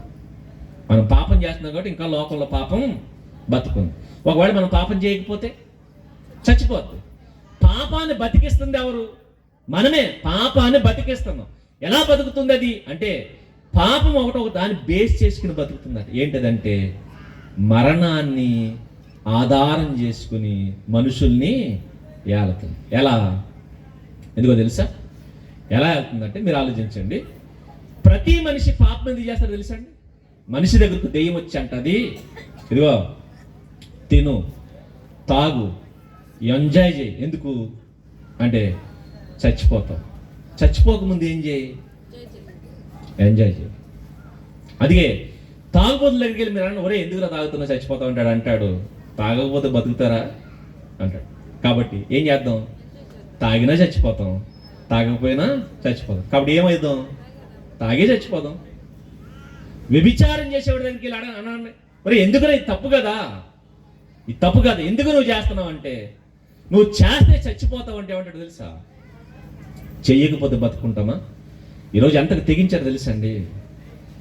భయంకరమైన అత్యాచారాలు చేస్తున్నారు. చిన్న పెద్ద తేడా తెలియకుండా, ఆడ మగ తేడా తెలియకుండా పశువుల్లో మారిపోయి పశువుల్లో బిహేవ్ చేస్తున్న లోకం ఉంది. చట్టాలు ఉన్నాయి. చట్టాలు మనం పట్టుకుని చంపేస్తాయన్న ఎవరికి భయం లేదు. ఒక పక్క నుంచి చట్టాలు లోకంలో అమలవుతున్నా, ఇలా తప్పు చేసిన వాళ్ళు నడు రోడ్డు మీద కాల్చి చంపేస్తున్నా, అయినా పాపం చేయడం ఆగుతున్నారా? ఎవరు ఆగుతున్నారు? ఎవరు ఆగట్లేదు. అత్యాచారాలు ఎందుకు జరుగుతున్నాయి? వీడి ఫీలింగ్ ఏంటి తెలుసా? చస్తే చచ్చాం, చచ్చేలోపు ఏం చేద్దాం? ఎంజాయ్ చేసి చచ్చిపోదాం. చచ్చేలోపు అనుభవించి చచ్చిపోదాం. ఈ తాట ఎవరు రప్పిస్తున్నారు నీకు అంటే దెయ్యం రప్పిస్తున్న తాట ఏంటి తెలుసా? చచ్చిపోయే లోపు నువ్వు ఎంజాయ్ చేయి, అనుభవించు, తిను, తాగు, తిరిగి తిని చావు, ఎలాగూ చేస్తావు అని చెప్పి ప్రేరేపిస్తుందట. అందుకే మనుషులకి ఇది మోటివేట్ చేసే విధానం ఎలా ఉంటుందో దేవుడు చెప్తుంటాడు. యెషయా గ్రంథం 22వ అధ్యాయంలో రాయబడుతున్నమాట. యెషయా గ్రంథం 22వ అధ్యాయం, యెషయా గ్రంథం 22వ అధ్యాయంలో రాయబడుతున్న మాట మనం చూడగలిగితే 22వ అధ్యాయం 13వ వచనం నుంచి రాయబడుతున్నాం. రేపు చచ్చిపోదుము గనక రేపు చచ్చిపోతావు. రేపు ఉంటావో లేదు తెలియదు నీకు. కాబట్టి ఈ రోజే నీది, తర్వాత ఈ క్షణమే నీది. కాబట్టి ఏం చేయి? ఎంజాయ్ చేయి. అదిగే మనం మోటివేట్ చేసి సినిమాలు కూడా వచ్చినాయి కదా. సినిమాలు వచ్చి పాటలు పాడుతుంటారు చూడండి. చస్తే ఏ గొడవ లేదు. ఆ పాట పాడుతూ ఆయన ఎవరు ప్రేమిస్తారు తెలుసా? ఎవరిననుకున్నారు? పరిశుద్ధంగా పవిత్రంగా ఎవరో ఒక ఆవిడ బతుకుతుందండి ఎక్కడో. ఆవిడ వాడు చేస్తాడు వీడు ఏమని, రేపు వదిన చచ్చిపోతావు కాబట్టి ఏం చేయి, నువ్వు నాతో పాపం చేయండి. మళ్ళీ దాన్ని మోటివేట్ చేయడానికి ఇటు సాంగ్ ఏంటి తెలుసా? రేపు వదిన ఎలాగ పోతాం కాబట్టి నువ్వు పోతావు నేను పోతావు. ఇదే శ్లోగనం. ఈ శ్లోగనం మనుషుల శ్లోగనం. ఇక్కడ దేవుడు చెప్తాను రేపు చచ్చిపోదుము గనక ఏం చేద్దాం? నేడు ఇదిగో రేపు ఎలాగ పోతాం, రేపు గ్యారంటీ లేదు మనకి, రేపు బతుకుతామన్న గ్యారంటీ లేదు, రేపు ఉంటామన్న గ్యారంటీ లేదు, రేపు ఎలాగూ చచ్చిపోదాం కనుక ఏం చేద్దాం, ఈ రోజు తిందాం తాగుదాం. అది మనోళ్ళు కూడా అంటారు, ఒరే వయసులో ఉన్నప్పుడే అన్నీ చేయాలట. అన్నీ అంటే మంచి పనులా? మంచి పనులకి ఎవడ చెప్పడు, ఒరే వయసులో ఉన్నాం 4 మంచి పనులు చేయరని ఎవడ చెప్పడు. మరి ఏమంటాడు, వయసులో ఉన్నావు కాబట్టి ఏం చేయి, ఎంజాయ్ చేయి. ఇలాంటి దిక్కుమాలిన మోటివేషన్లను వచ్చేసినాడు లోకంలో. దెయ్యం చేస్తున్న మోటివేషన్ అంటే సార్, రేపు చచ్చిపోదు గనక ఏం చేయి, తిను తాగు అన్నట్టు. నేడు ఏం చేస్తారంటే, రేపు చచ్చిపోదుము గనక తిందుము తాగుదుమని చెప్పి ఎడ్లను వదిస్తున్నారట. వీడిని చంపేస్తున్నారు, ఎడ్లని చంపేస్తున్నారు. వీడు పశువు, వీడు పనికిరాడు, ఎడ్డు పని చేస్తుందండి. వీడు ఆంబోతు, ఈ ఆంబోతు కూడా దేని చంపేస్తున్నాడు, ఎడ్లని చంపేస్తున్నాడు. అంటే కాడిలాగి ఎడ్లని చంపేస్తున్నాడు. నిజమే, మీరు గమనించండి. తాగేసి భయంకరంగా రోడ్డు మీద బైక్ తోలుతాడండి. తోలిడు బాగానే ఉంటాడు, ఇటు పందిలాంటాడు. ఇటు పంది చూసారా, మన బైక్ అడ్డం వస్తుంది, మనల్ని పడేసేస్తుంది, దుర్పేషం లేకపోద్దండి. ఈడు కూడా గుద్దేస్తాడు. ఎవరు గుద్దేస్తాడు అనుకున్నారు? పాపం అమ్మ నాన్న పెంచి పోషిస్తుంటాడు వాడు, భార్య పెట్టిన పెంచి పోషించుకుంటుంటాడు. పనికెళ్ళి ఏ ఉద్యోగానికి వెళ్తాడు, ఏ ఉద్యోగానికి వెళ్ళి సాయంత్రం దాకా కష్టపడి 4 రూపాయలు సంపాదించుకుని అమ్మని నాన్నని భార్యని పిల్లలు పోషించుకోవడానికి ప్రయాసపడి అలసిపోయి ఇంటికి వస్తున్న వాడిని ఈ అడ్డగాడిగా తిరుగుతున్న వాడు గుద్దేస్తాడండి. హఠాత్తుగా మంచుడు చచ్చిపోతాడు. వీడు మాత్రం ఇటు పశువుని చెప్పాను కదా, ఇటు పందిలాంటి ఇటు కుక్క చూశారు, కుక్క అయినా చూడండి, మనకు అడ్డం వస్తే మనల్ని పడేసేస్తుంది. పడేసిన తర్వాత మన పడిపోయి మనకు కాళ్ళు చేతులు తిరిగిపోతుంది, దానికి ఏమవుతుందో జర్జాగలేసి వెళ్ళిపోద్దండి. వీడు కూడా అంతే, మంచోని చంపేస్తారండి ఈ పశువులందరూ. ఈ ఆంబోతులు ఏం చేస్తున్నారట చూడండి, రేపు ఎలాగూ చచ్చిపోతాం కాబట్టి పనిచేసే ఎద్దులను చంపేస్తున్నారట. పనిచేసే ఎద్దులను ఏం చేస్తున్నారు, ఎడ్లను వధించుచు గొర్రెలను కోయిచు మాంసము తినుచు ద్రాక్షారసము తాగుచు. చూడండి, తింటున్నాడు, తాగుతున్నాడు, తర్వాత అన్నాడు సంతోషమే సంతోషం. ఎందుకురా సంతోషిస్తున్నాడు? రే ఈ రోజే మంది, ఈ క్షణమే మంది. అది పాటలు కూడా రాసుకున్నారటండి, అనుభవించు రాజా. తర్వాత పుట్టింది పెరిగింది ఎందుకు? అనుభవించడానికే. తిని తిని తాగి చచ్చిపోదాం మనం. అదిగే తిని తాగి చచ్చిపోతున్నారు. ఎందుకురా చచ్చిపోయావు? తిని తాగి చచ్చిపోయాడు, తిండి ఎక్కువైపు చచ్చిపోయాడు, తాగుడు ఎక్కువైపు చచ్చిపోయాడు. ఎందుకంటే చచ్చిపోతామన్న భయంతో ఏం చేస్తున్నారు, చావు మనిషిని భయపడుతున్నారు. అంతేందుకు కరోనా వచ్చినప్పుడు ఏం చేశారు మీరు గమనించండి. కరోనా వచ్చిన కానీ తిండి పెరిగిపోయింది తెలుసా మీకు? సంత అప్పటి వరకు కూరగాయల మార్కెట్ ఉండి చూసారా, కూరగాయల మార్కెట్ అప్పటి వరకు వారానికి ఒకసారి వేసేవారండి. కరోనా దగ్గర నుంచి ఏం చేశారు తెలుసా, ప్రతిరోజు మార్కెట్ పెట్టారు. అవునా కదా? పైగా ఎక్కడ పడితే అక్కడ పెట్టారు. అప్పుడు బజార్ ఒక చోట ఉండేది, భీమవరం ఒక చోట, నరసాపురం ఒక చోట, ఎక్కడో టౌన్లో ఉండేది, మన పల్లెటూరులో ఒక రోజు ఏర్పాటు చేసి ఆ రోజు పెట్టేవారు. ఆ రోజు వెళ్ళి కూరగాయలు తెచ్చుకునేవారు వారానికి సరిపడగా. కానీ కరోనా దగ్గర నుంచి ఏమైపోయింది, రోడ్డంతా కూరగాయల దుకాణాలండి. పైగా ఏ దుకాణం ఖాళీ ఉండేది కాదు. ఏమైపోయింది, భయంతో తినేయడం మొదలెట్టేశారు. ఎందుకంటే ఈ కరోనా చచ్చిపోయేలోపు ఏం చేద్దాం, కూరగాయలు తినేశారు, కోళ్ళు తినేశారు, ఏది మంచిదండి తినేశారండి. ఏది మంచిదండి ఒకడు కాదండి, ఏదైనా తినేశారు. అల్లం మంచిదండి, పచ్చాలను నవ్వులేశారట ఒకడు, ఎల్లుల్లిపాయలు నవ్వులేశారు, మిరియాలు నవ్వులేశారు, ఏది పడుతుంది ప్రతి ఓడు నవ్వులేయడమే. ఆవిరి పిలిస్తే మంచిదని చచ్చిపోతున్న భయంతో అండి డైలీ ఆవిరి పిలిచి ఆడు బాగానే ఉన్నాడు ఏంటి, ఆవిరి ఎవరు పిలిచాలి, జబ్బు వచ్చినట్టు పిలిస్తే మంచిది. వీడు జబ్బు రాకముందే పిలిచేసాడట, నరాలని పిలిచి చచ్చిపోయాడు. ఎందుకురా పిలిచేసావంటే రేపు చచ్చిపోతానన్నా భయం. భయంతో తినేశారు, భయంతో తాగేశారు, భయంతో పీల్చేశారు. ఏమైపోయారు? ఆ భయంతోనే వ్యాక్సిన్లు ఏం చేసుకున్నాం మనందరం. అవునా కదా? ఇప్పుడు అంటున్నారు వ్యాక్సిన్ వాళ్ళు చచ్చిపోతున్నారట. ప్రతి ఓడు హార్ట్ ఫెయిల్ అయిపోతున్నారు. మళ్ళీ పైగా పెద్దోలే కాదు, ఎవరి 25 ఏళ్ళు లోపు ఉన్న వాళ్ళందరూ హార్ట్లు ఫెయిల్ అయిపోతున్నాడు. ఎందుకురా అంటే ఆ రోజు వ్యాక్సిన్ ఎంచుకున్నావు. ఆ రోజు వ్యాక్సిన్ ఎందుకు ఎంచుకున్నావు? చచ్చిపోతామని భయంతో వేసుకున్నావు. ఇప్పుడు అంటున్నాడు వ్యాక్సిన్ ఎంచుకున్నందుకే ఈ సావుతో భలే చెడ్డండి. ఈ సావు మనల్ని భయపెట్టి చంపేస్తుంది, భయపెట్టి చంపేస్తుంది. చావు అంత ప్రమాదకరమైనది. ఈ చావుని ఎరగా చూపించి ఏం చేస్తుంది తెలుసుకో, రేపు చచ్చిపోతావు. దెయ్యం వచ్చి అంటుంది, ఒరే రేపు పొద్దున్న ఎలాగ చచ్చిపోతావు, ఈ రోజే నీది. ఏం చేద్దాం ఈరోజు? ఎంజాయ్. అందుకే తెల్లారు లేస్తే మనకి ఏం కావాలో తెలుసా? ఒకప్పుడు భయంతో 31st వస్తే ఏం చేసేవారు చెప్పండి? న్యూ ఇయర్ వస్తే భయంతో ప్రార్థనాపూర్వకంగా చర్చ్కో, గుడికో, దేవాలయానికో, మసీదుకి వెళ్ళి, దేవా గడిచిన కాలం అంతా కాపాడవు, ఈ సంవత్సరం కూడా కాపాడావు. ఇప్పుడు ఏం చేస్తారు చెప్పండి? ఈడు సంవత్సరం అంతా ఏదో సాధించేసినట్టు హ్యాపీ న్యూ ఇయర్ అని చెప్పి పెద్ద బయలుదేరతాడండి అర్ధరాత్రి. ఒరే ఏం చేసావు ఈ సంవత్సరం అంతా? ఏం చేసావు? దమ్ముడు ఉపయోగం ఉంది నీ వల్ల. మళ్ళీ ఈడొచ్చి మనకి హ్యాపీ న్యూ ఇయర్ చెప్పు. ఈ పవిత్రత, పరిశుద్ధుడు కలిగిన వాడు వచ్చి మనకి హ్యాపీ న్యూ ఇయర్, మనకి నిజంగా హ్యాపీ వస్తుంది ఇది చెప్తేనే. హ్యాపీ కూడా నన్ను చూసి వెళ్ళిపోతుంది, ఇది చెప్పాడు కూడా నేను రానని. అలాంటి ఎదవందరూ వచ్చి మనకి హ్యాపీ న్యూ ఇయర్, మళ్ళీ అడ్డగాడిదలో వచ్చి అడ్డంగా వచ్చి చెప్తుంటారు happy new year, happy new year. ఎవరు దీవించాలి చెప్పండి? ఎవరు? పరిశుద్ధులు దీవించాలండి. పెద్దల దగ్గరికి వెళ్ళి మనం ఏం చేస్తాం? పెద్దల దగ్గరికి వెళ్ళి దీవెనలు తీసుకుంటాం. మంచోడి దగ్గరికి వెళ్ళి దీర్ఘాయుష్మంతుడు అయ్యాడు, ఈయన మంచోడు కాబట్టి ఇప్పుడు ఎంతకాలం బతికాడు కాబట్టి తాతగారు మమ్మల్ని దీవించండి అని. వీడు రేపు అసలు వీడు ఉంటాడని గ్యారెంటీ లేదు, ఈ రోజే చచ్చిపోవచ్చు. ఈ చచ్చిపోయాడు వచ్చి మళ్ళీ దీవిస్తాడు ఏమని? Happy new year. ఈ సంవత్సరం అంటే హ్యాపీ అంటే వీడి వల్ల వస్తుంది మనకి. హ్యాపీ కూడా నేను చూసి పారిపోద్ది. ఇలాంటి ప్రబుద్ధులు అందరూ వచ్చి ఏం చేస్తున్నారు? మనకి హ్యాపీ చేస్తున్నారు. ఎందుకు? ఏంటి? పండగలు ఎక్కువైపోయినాయండి. దేనికి తెలుసా? తినడానికి, తాగడానికి. 31st 30కి అమ్మకాలట. మన తెలుగు రాష్ట్రాలు ఎలా జరిగింది తెలుసా? ఏ అమ్మకాలు? మద్యం అమ్మకాలట అండి. ఎంత అనుకుంటున్నారు? తెలంగాణలోనేమో, ఆంధ్రాలోనేమో 200 కోట్ల పైనట, తెలంగాణలో అయితే 400 కోట్లట. పోటాపొడిగా తాగారు మన వాళ్ళు. నువ్వా నేనా అని.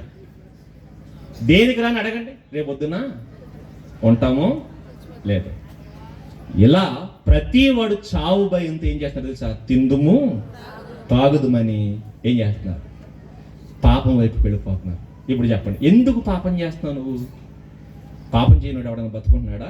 పాపం చేసినా చచ్చిపోతాం, పాపం చేయకపోయినా చచ్చిపోతాం అనే ఉద్దేశంతో పాపం చేస్తున్నారు.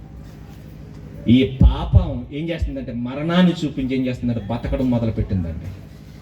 మరణాన్ని చూపించి బతకడం. దెయ్యం చాలా చెడ్డదండి. మీరు ఆలోచించండి. చావే లేని ఆదాం దగ్గరికి వెళ్ళి అంది, మీరు చావనే చావరని చెప్పింది. మన దగ్గరకు వచ్చి అంటుంది, మీరు చావరు కాబట్టి పాపం చేయండి అని వాళ్ళకి చెప్పింది. మన దగ్గరకు వచ్చాను, మీరు చచ్చిపోతారు కాబట్టి పాపం చేయండి. దాని మంత్రం ఒకటే.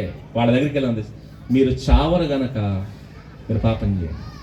దాని తర్వాత మన దగ్గరికి, మీరు చచ్చిపోతారు కాబట్టి పాపం, చచ్చేలోపు పాపం చేయండి. ఇది దెయ్యం మంత్రం, గుర్తుపెట్టుకోండి.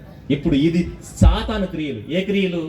ఇదిగో మరణం, చచ్చిపోతావు, తిను, తాగు, వయసు ఉండగానే అనుభవించు, వయసు అవ్వకముందే అనుభవించు, చచ్చిపోకముందే అనుభవించని ఎలాగైతే ప్రేరేపిస్తుందో ఈ సాతాను బలాన్ని పీకేయడానికి వచ్చాడట. సాతాను బలం ఏంటి? ఇప్పుడు మరణం. సాతాను బలం మరణం. మరణాన్ని చూపించి ఎలాగైతే మనం మబ్బి పెట్టి చంపేస్తుందో ఇప్పుడు సాతాను బలమైన మరణాన్ని చంపాలి. మరణాన్ని, మనకు ఏది ప్రాబ్లమో, రోగం కదా మనకి ప్రాబ్లం, ఆ రోగాన్ని చంపాలి డాక్టర్ గారు, మనల్ని కాదు. ఏం చంపాలి? రోగాన్ని. ఇప్పుడు మన పాపానికి కారణం ఏంటి? మరణం. మరణం అనే భయంతో ఏం చేస్తున్నాం? మనం పాపం చేస్తున్నాం. రేపు చచ్చిపోతామన్న భయంతో, నాకు వయసు అయిపోకముందే నేను అనుభవించాలన్న ఉద్దేశంతో పాపం చేస్తున్నా కదా. ఇప్పుడు ఆ మరణాన్ని చంపడానికి వచ్చాడట. వచ్చి సాతాను యొక్క క్రియలు లయపరిచాడట. ఎలా అన్నప్పుడు ఇప్పుడు మీరు ఆలోచించండి. ఆ పశువుల తొట్లో ఉన్న చిన్న పసిబాలుడు ఉన్నాడే, ఆ బాలుడు ఎందుకు వచ్చావు ప్రభు అంటే ఆయన అంటాడు, మీరు భయపడుతుంది దేనికి? చావుక. సరే అయితే మీరు పుట్టాం కాబట్టి చచ్చిపోతాం అనుకున్నారు కదా. సరే అయితే నేను చూపిస్తున్నాను చూడండి. ఆయన పుట్టాడు, మన కళ్ళ ముందే పెరిగాడు. పెరిగిన తర్వాత సరే, ఏ చావు అంటే మీకు భయం? ఈ చావే కదా. మీ అందరికంటే భయంకరమైన మరణం నేను పొందుతాను చూడండి. మీ అందరికంటే భయంకరమైన మరణం. ఏ మరణం అంటే సిలువ మరణం. అది ఎవరో వేసింది కాదు, ఆయనకు ఆయనే వేసుకున్న మరణ శిక్ష. ఎందుకంటే చావే కదా మీకు భయమైంది. కొన్నిసార్లు చూసారు, కుక్కకు భయపడుతున్నారు అనుకోండి, మీ పిల్లలు ఏం చేస్తారు? అరే కుక్కకు భయపడతావేంట్రా అని కుక్క దగ్గరికి వెళ్ళి ముందు ఈయన ఆడుకుంటాడు కుక్కతో. ఇప్పుడు ఈ కుక్కతో ఆడుకోవడం చూడగానే పిల్లడికి ఏమొస్తుంది? మా నాన్న కుక్కతో ఆడుకున్నాడు, కుక్క నన్ను ఏమీ చేయదు. ధైర్యం వస్తుంది. అప్పటి వరకు భయపడినాడు ధైర్యం తెచ్చుకుంటాడు. ప్రభువు చావుతో ఆడుకున్నాడు. యేసుక్రీస్తు దేంతో ఆడుకున్నాడు తెలుసా అండి? మనకలా బొమ్మలతో ఆడుకోలేదు ఆయన. మరి దేంతో ఆడుకున్నాడు అనుకున్నారు? చావుతో ఆడుకున్నాడు. ఎందుకంటే చావే కదా మీకు భయమైంది. చావంటేనే కదా మీకు భయమైంది. మీరు పులికి ఎందుకు భయపడుతున్నారు? చెప్పేస్తుందనే కదా. మీకు చావంటే భయం. నేను ఆ చావుతో ఆడుకుంటానని సిలువెక్కాడండి. సిలువెక్కి సిలువలో మరణించిన ఆయన మరణం చూడండి, ఎంత భయంకరమైన మరణం పొందాడు తెలుసా? విపరీతమైన దెబ్బలు, రక్త బొట్టు లేకుండా నేల కొంచేశాడు. బళ్ళెపు పోటు, ఎన్ని భయంకరమైన దెబ్బలు తిన్నాడో, ఎన్ని గాయాలైనయో, చివరికి ఎన్ని మేకులు ఆయన చేతుల్లో దిగబడ్డాయి. ఆ భయంకరమైన సిలువలో మండు టెండలో ఉదయం 9 గంటల నుంచి సాయంకాలం 3 గంటల వరకు ఆ సిలువ మీద వేలాడుతూ ప్రాణం విడిచిపెట్టి ఇదిగో నేను చచ్చిపోయాను. నేను చచ్చిపోకముందు ఇప్పటి వరకు పాపం చేయలేదు. పుట్టిన దగ్గర నుంచి ఏం చేయలేదు? పాపం చేయకుండా ఇప్పుడు చచ్చిపోతున్నాను కదా అని సిలువలో చనిపోయాడండి. ఇక్కడ వరకు చూస్తానండి అందరూ. ప్రభు ఏమయ్యాడు? పశువుల తొట్టులో పుట్టాడు, తర్వాత సిలువ మీద చచ్చిపోయాడు. అక్కడతో అయిపోకు. ఇందాక చెప్పాను కదా, పశువుల తొట్టుతో చూస్తే అయిపోతావు. పశువుల తొట్టు చుట్టూ జరుగుతున్న ఈవెంట్స్ చూడాలి. సిలువను చూస్తే అయిపోదు. సిలువ తర్వాత జరుగుతున్న ఈవెంట్స్ కూడా చూడు. పైగా సిలువలో వేలాడుతున్నప్పుడు కూడా ఆ దీనత్వాన్ని చూడకు, చుట్టూ జరుగుతున్న ఈవెంట్స్ చూడు. ఆ రోజు సూర్యుడు కనబడలేదట. ఏమైపోయాడు? సూర్యుడు కనబడలేదు, చంద్రుడు కనబడలేదు. భయంకరమైన చీకటి ఈ లోకాన్ని అలివేసింది ఆయన చనిపోయినప్పుడు. ఆయన అరిస్తే, ఆయన బిగ్గరగా సిలువలో కేకేస్తే ఆ కేక భయపడి సూర్యుడు పారిపోయాడు, సూర్యుడు మరుగైపోయాడు. ఎవిడెన్సెస్ ఉన్నాయి, కావాలంటే చూసుకోండి. ఆ రోజు ప్రభువు కేక్కి అదృశ్యమైపోయిన సూర్యుడు జాడుంటుంది ఆకాశంలో, చంద్రుడు జాడుంటుంది. కావాలంటే శాస్త్రాలు తిరగేసుకుని ఖగోళంలో వెతుక్కోండి, దొరుకుతాయి. నెట్ అందరికి అందుబాటులో వచ్చిందిగా. గూగుల్లో చెత్త చూడడం కాదు, అవసరమైతే ప్రభు ఆనవాళ్ళు చూడు. ప్రతి దానికి నీకు ఆధారం దొరుకుద్ది. ప్రతి దానికి అడుగడుక్కి ఆధారం ఉంటుంది. ప్రతి ఆధారాన్ని వదిలేసి వెళ్ళాడు ఆయన. ఆయన అరిస్తే ఆకాశంలో మండిపోతున్న సూర్యుడు కనబడకుండా వెళ్ళిపోయాడట. భయం. నక్షత్రాలు కనబడలేదు, చంద్రుడు కనబడలేదు. దద్దరిల్లిపోయాడు కొండలు సైతం. దద్దరిల్లిపోవడమే కాదు, బండలు సైతం ఏమైపోయింది తెలుసా? బద్దలైపోయినట్టు. ఇదేనికి? జస్ట్ సిలువలో ఆయన వేసిన కేక. ఆయన బిగ్గరగా కేక వేసి, తండ్రి నా ఆత్మను నీ చేతికి అప్పగిస్తానన్న కేక దద్దరిల్లిపోయిందండి. దద్దరిల్లిపోయింది ప్రపంచం మొత్తం. ఎందుకో తెలుసా? ఆ సిలువలో వేలాడుతున్నవాడు సామాన్యుడు కాడు అని ప్రకృతి ఇచ్చిన సాక్ష్యం. ఆకాశమే చీకటి కమ్మేసిందంటే ఎవరైనా ఆయన ఆనవాడు సరిగా గుర్తుపెట్టుకో. ఆయన ఆనవాడు సరిగా గుర్తించు. ఆయన సామాన్యంగా చూడొద్దు. ఆయన సామాన్యుడు కాడని సాక్ష్యం ఇస్తుంది సృష్టి మొత్తం. ఆయన సిలువలో వేలాడుతున్నప్పుడు జరుగుతున్న కార్యక్రమం చూడండి. మీరు గమనిస్తే ఆయన అలా చనిపోగానే సమాధులు తెరవబడినట. సమాధులు, పరిశుద్ధుల శరీరాలు లేచాయి. అప్పటి వరకు చస్తారు అనుకున్నారే, చచ్చిపోయారనుకున్న వాళ్ళు లేచి వచ్చారండి బయటికి. చచ్చిపోయారనుకున్న వాళ్ళు లేచి వచ్చారు. వాళ్ళే కాదు, 3వ దినాన ప్రభువు తిరిగి వచ్చి అంటున్నాడు, రే ఈ చావుకైనా భయపడుతున్నారు? చస్తామని ఏం చేస్తున్నారు? పాపం చేస్తున్నారు. చస్తామని పాపం చేస్తున్నారు. ఇదిగో చావు కాదు మీకుంది, మరేంటి? చావు తర్వాత బతుకుంది. అది చూడలేదేంటి నువ్వు? అది చూడలేదు. మనం అన్ని బాగానే చూస్తామండి. విత్తనాలు ఉన్నాయా? విత్తనాలను తీసుకెళ్ళి మట్టిలో కప్పెట్టేస్తాం. విత్తనం ఏమైపోద్ది? చచ్చిపోద్ది. విత్తనం చచ్చిపోద్దని అక్కడ దాకా చూస్తావా? తర్వాత బతుకుతుందని చూస్తావా? తర్వాత బతుకుని చూస్తాం కదా. విత్తనం ఏమైపోతుంది? ఫస్ట్ చచ్చిపోతుంది, తర్వాత ఏమవుతుంది? బతుకుని చూసిన వాడు తీసుకెళ్లి విత్తనాలు చల్లి వ్యవసాయం చేస్తాడు. బతుకుని చూడని వాడు ఆ విత్తనాలను కూర వండుకుని తినేస్తాడు. ఆ విత్తనాల్ని తినేస్తాడు వాడు. ఎందుకంటే విత్తనాల్లో లైఫ్ని చూసిన వాడు విత్తనాలు దాచుకోవడమే కాదు, దాంతో వ్యవసాయం చేస్తాడు. ఎందుకంటే ఆ విత్తనాలతో మరంతా సంపాదించు. ఎందుకంటే గిన్నెడి విత్తనాలు ఆ పూటకు సరిపోతాయేమో, కానీ ఆ గిన్నెడి విత్తనాలు తీసుకెళ్ళి చల్లితే పూటకు కాదు, నెలకు సరిపోతాయి. నెలకేంటండి, అవసరమైతే సంవత్సరాలు. ఓ బస్తా బియ్యం లేదా బస్తా ఒడ్డులు తీసుకెళ్ళి మనం దాచుకుని తినేస్తే ఎన్ని రోజులు వస్తాయి? ఓ 4 రోజులు వస్తాయేమో, కానీ ఆ బస్తా బియ్యం తీసుకెళ్ళి వ్యవసాయం చేస్తే ఏమొస్తుంది తెలుసా? నువ్వు సంవత్సరాలు తినేంత పంట వస్తుంది. దాచుకున్నవాడు సంవత్సరాలు తింటాడు, దాచుకున్నవాడు నెల తింటాడు. ఎవరు ఈ వ్యవసాయం చేస్తారంటే విత్తనాల్లో బతుకుని చూసిన వాడు తీసుకెళ్ళి ఏం చేస్తాడు? వ్యవసాయం చేస్తాడు. విత్తనాల్లో ఆహారం చూసిన వాడు ఏం చేద్దాం, పలవ చేసుకుందామా, ఫ్రైడ్ రైస్ చేసుకుందామా, పులిహార చేసుకుందామని చెప్పి చేసుకుని తినేస్తాడు. లైఫ్ని చూడాలి. నీ జీవితం కూడా అంతే. నీ జీవితం, ఈ శరీరం విత్తనం అనుకుంటే, ఈ విత్తనాన్ని కనుక నువ్వు ఆహారంగా చూస్తే ఎంజాయ్ చేస్తావు, కళ్ళుతో ఎంజాయ్ చేస్తావు, చెవులతో ఎంజాయ్ చేస్తావు.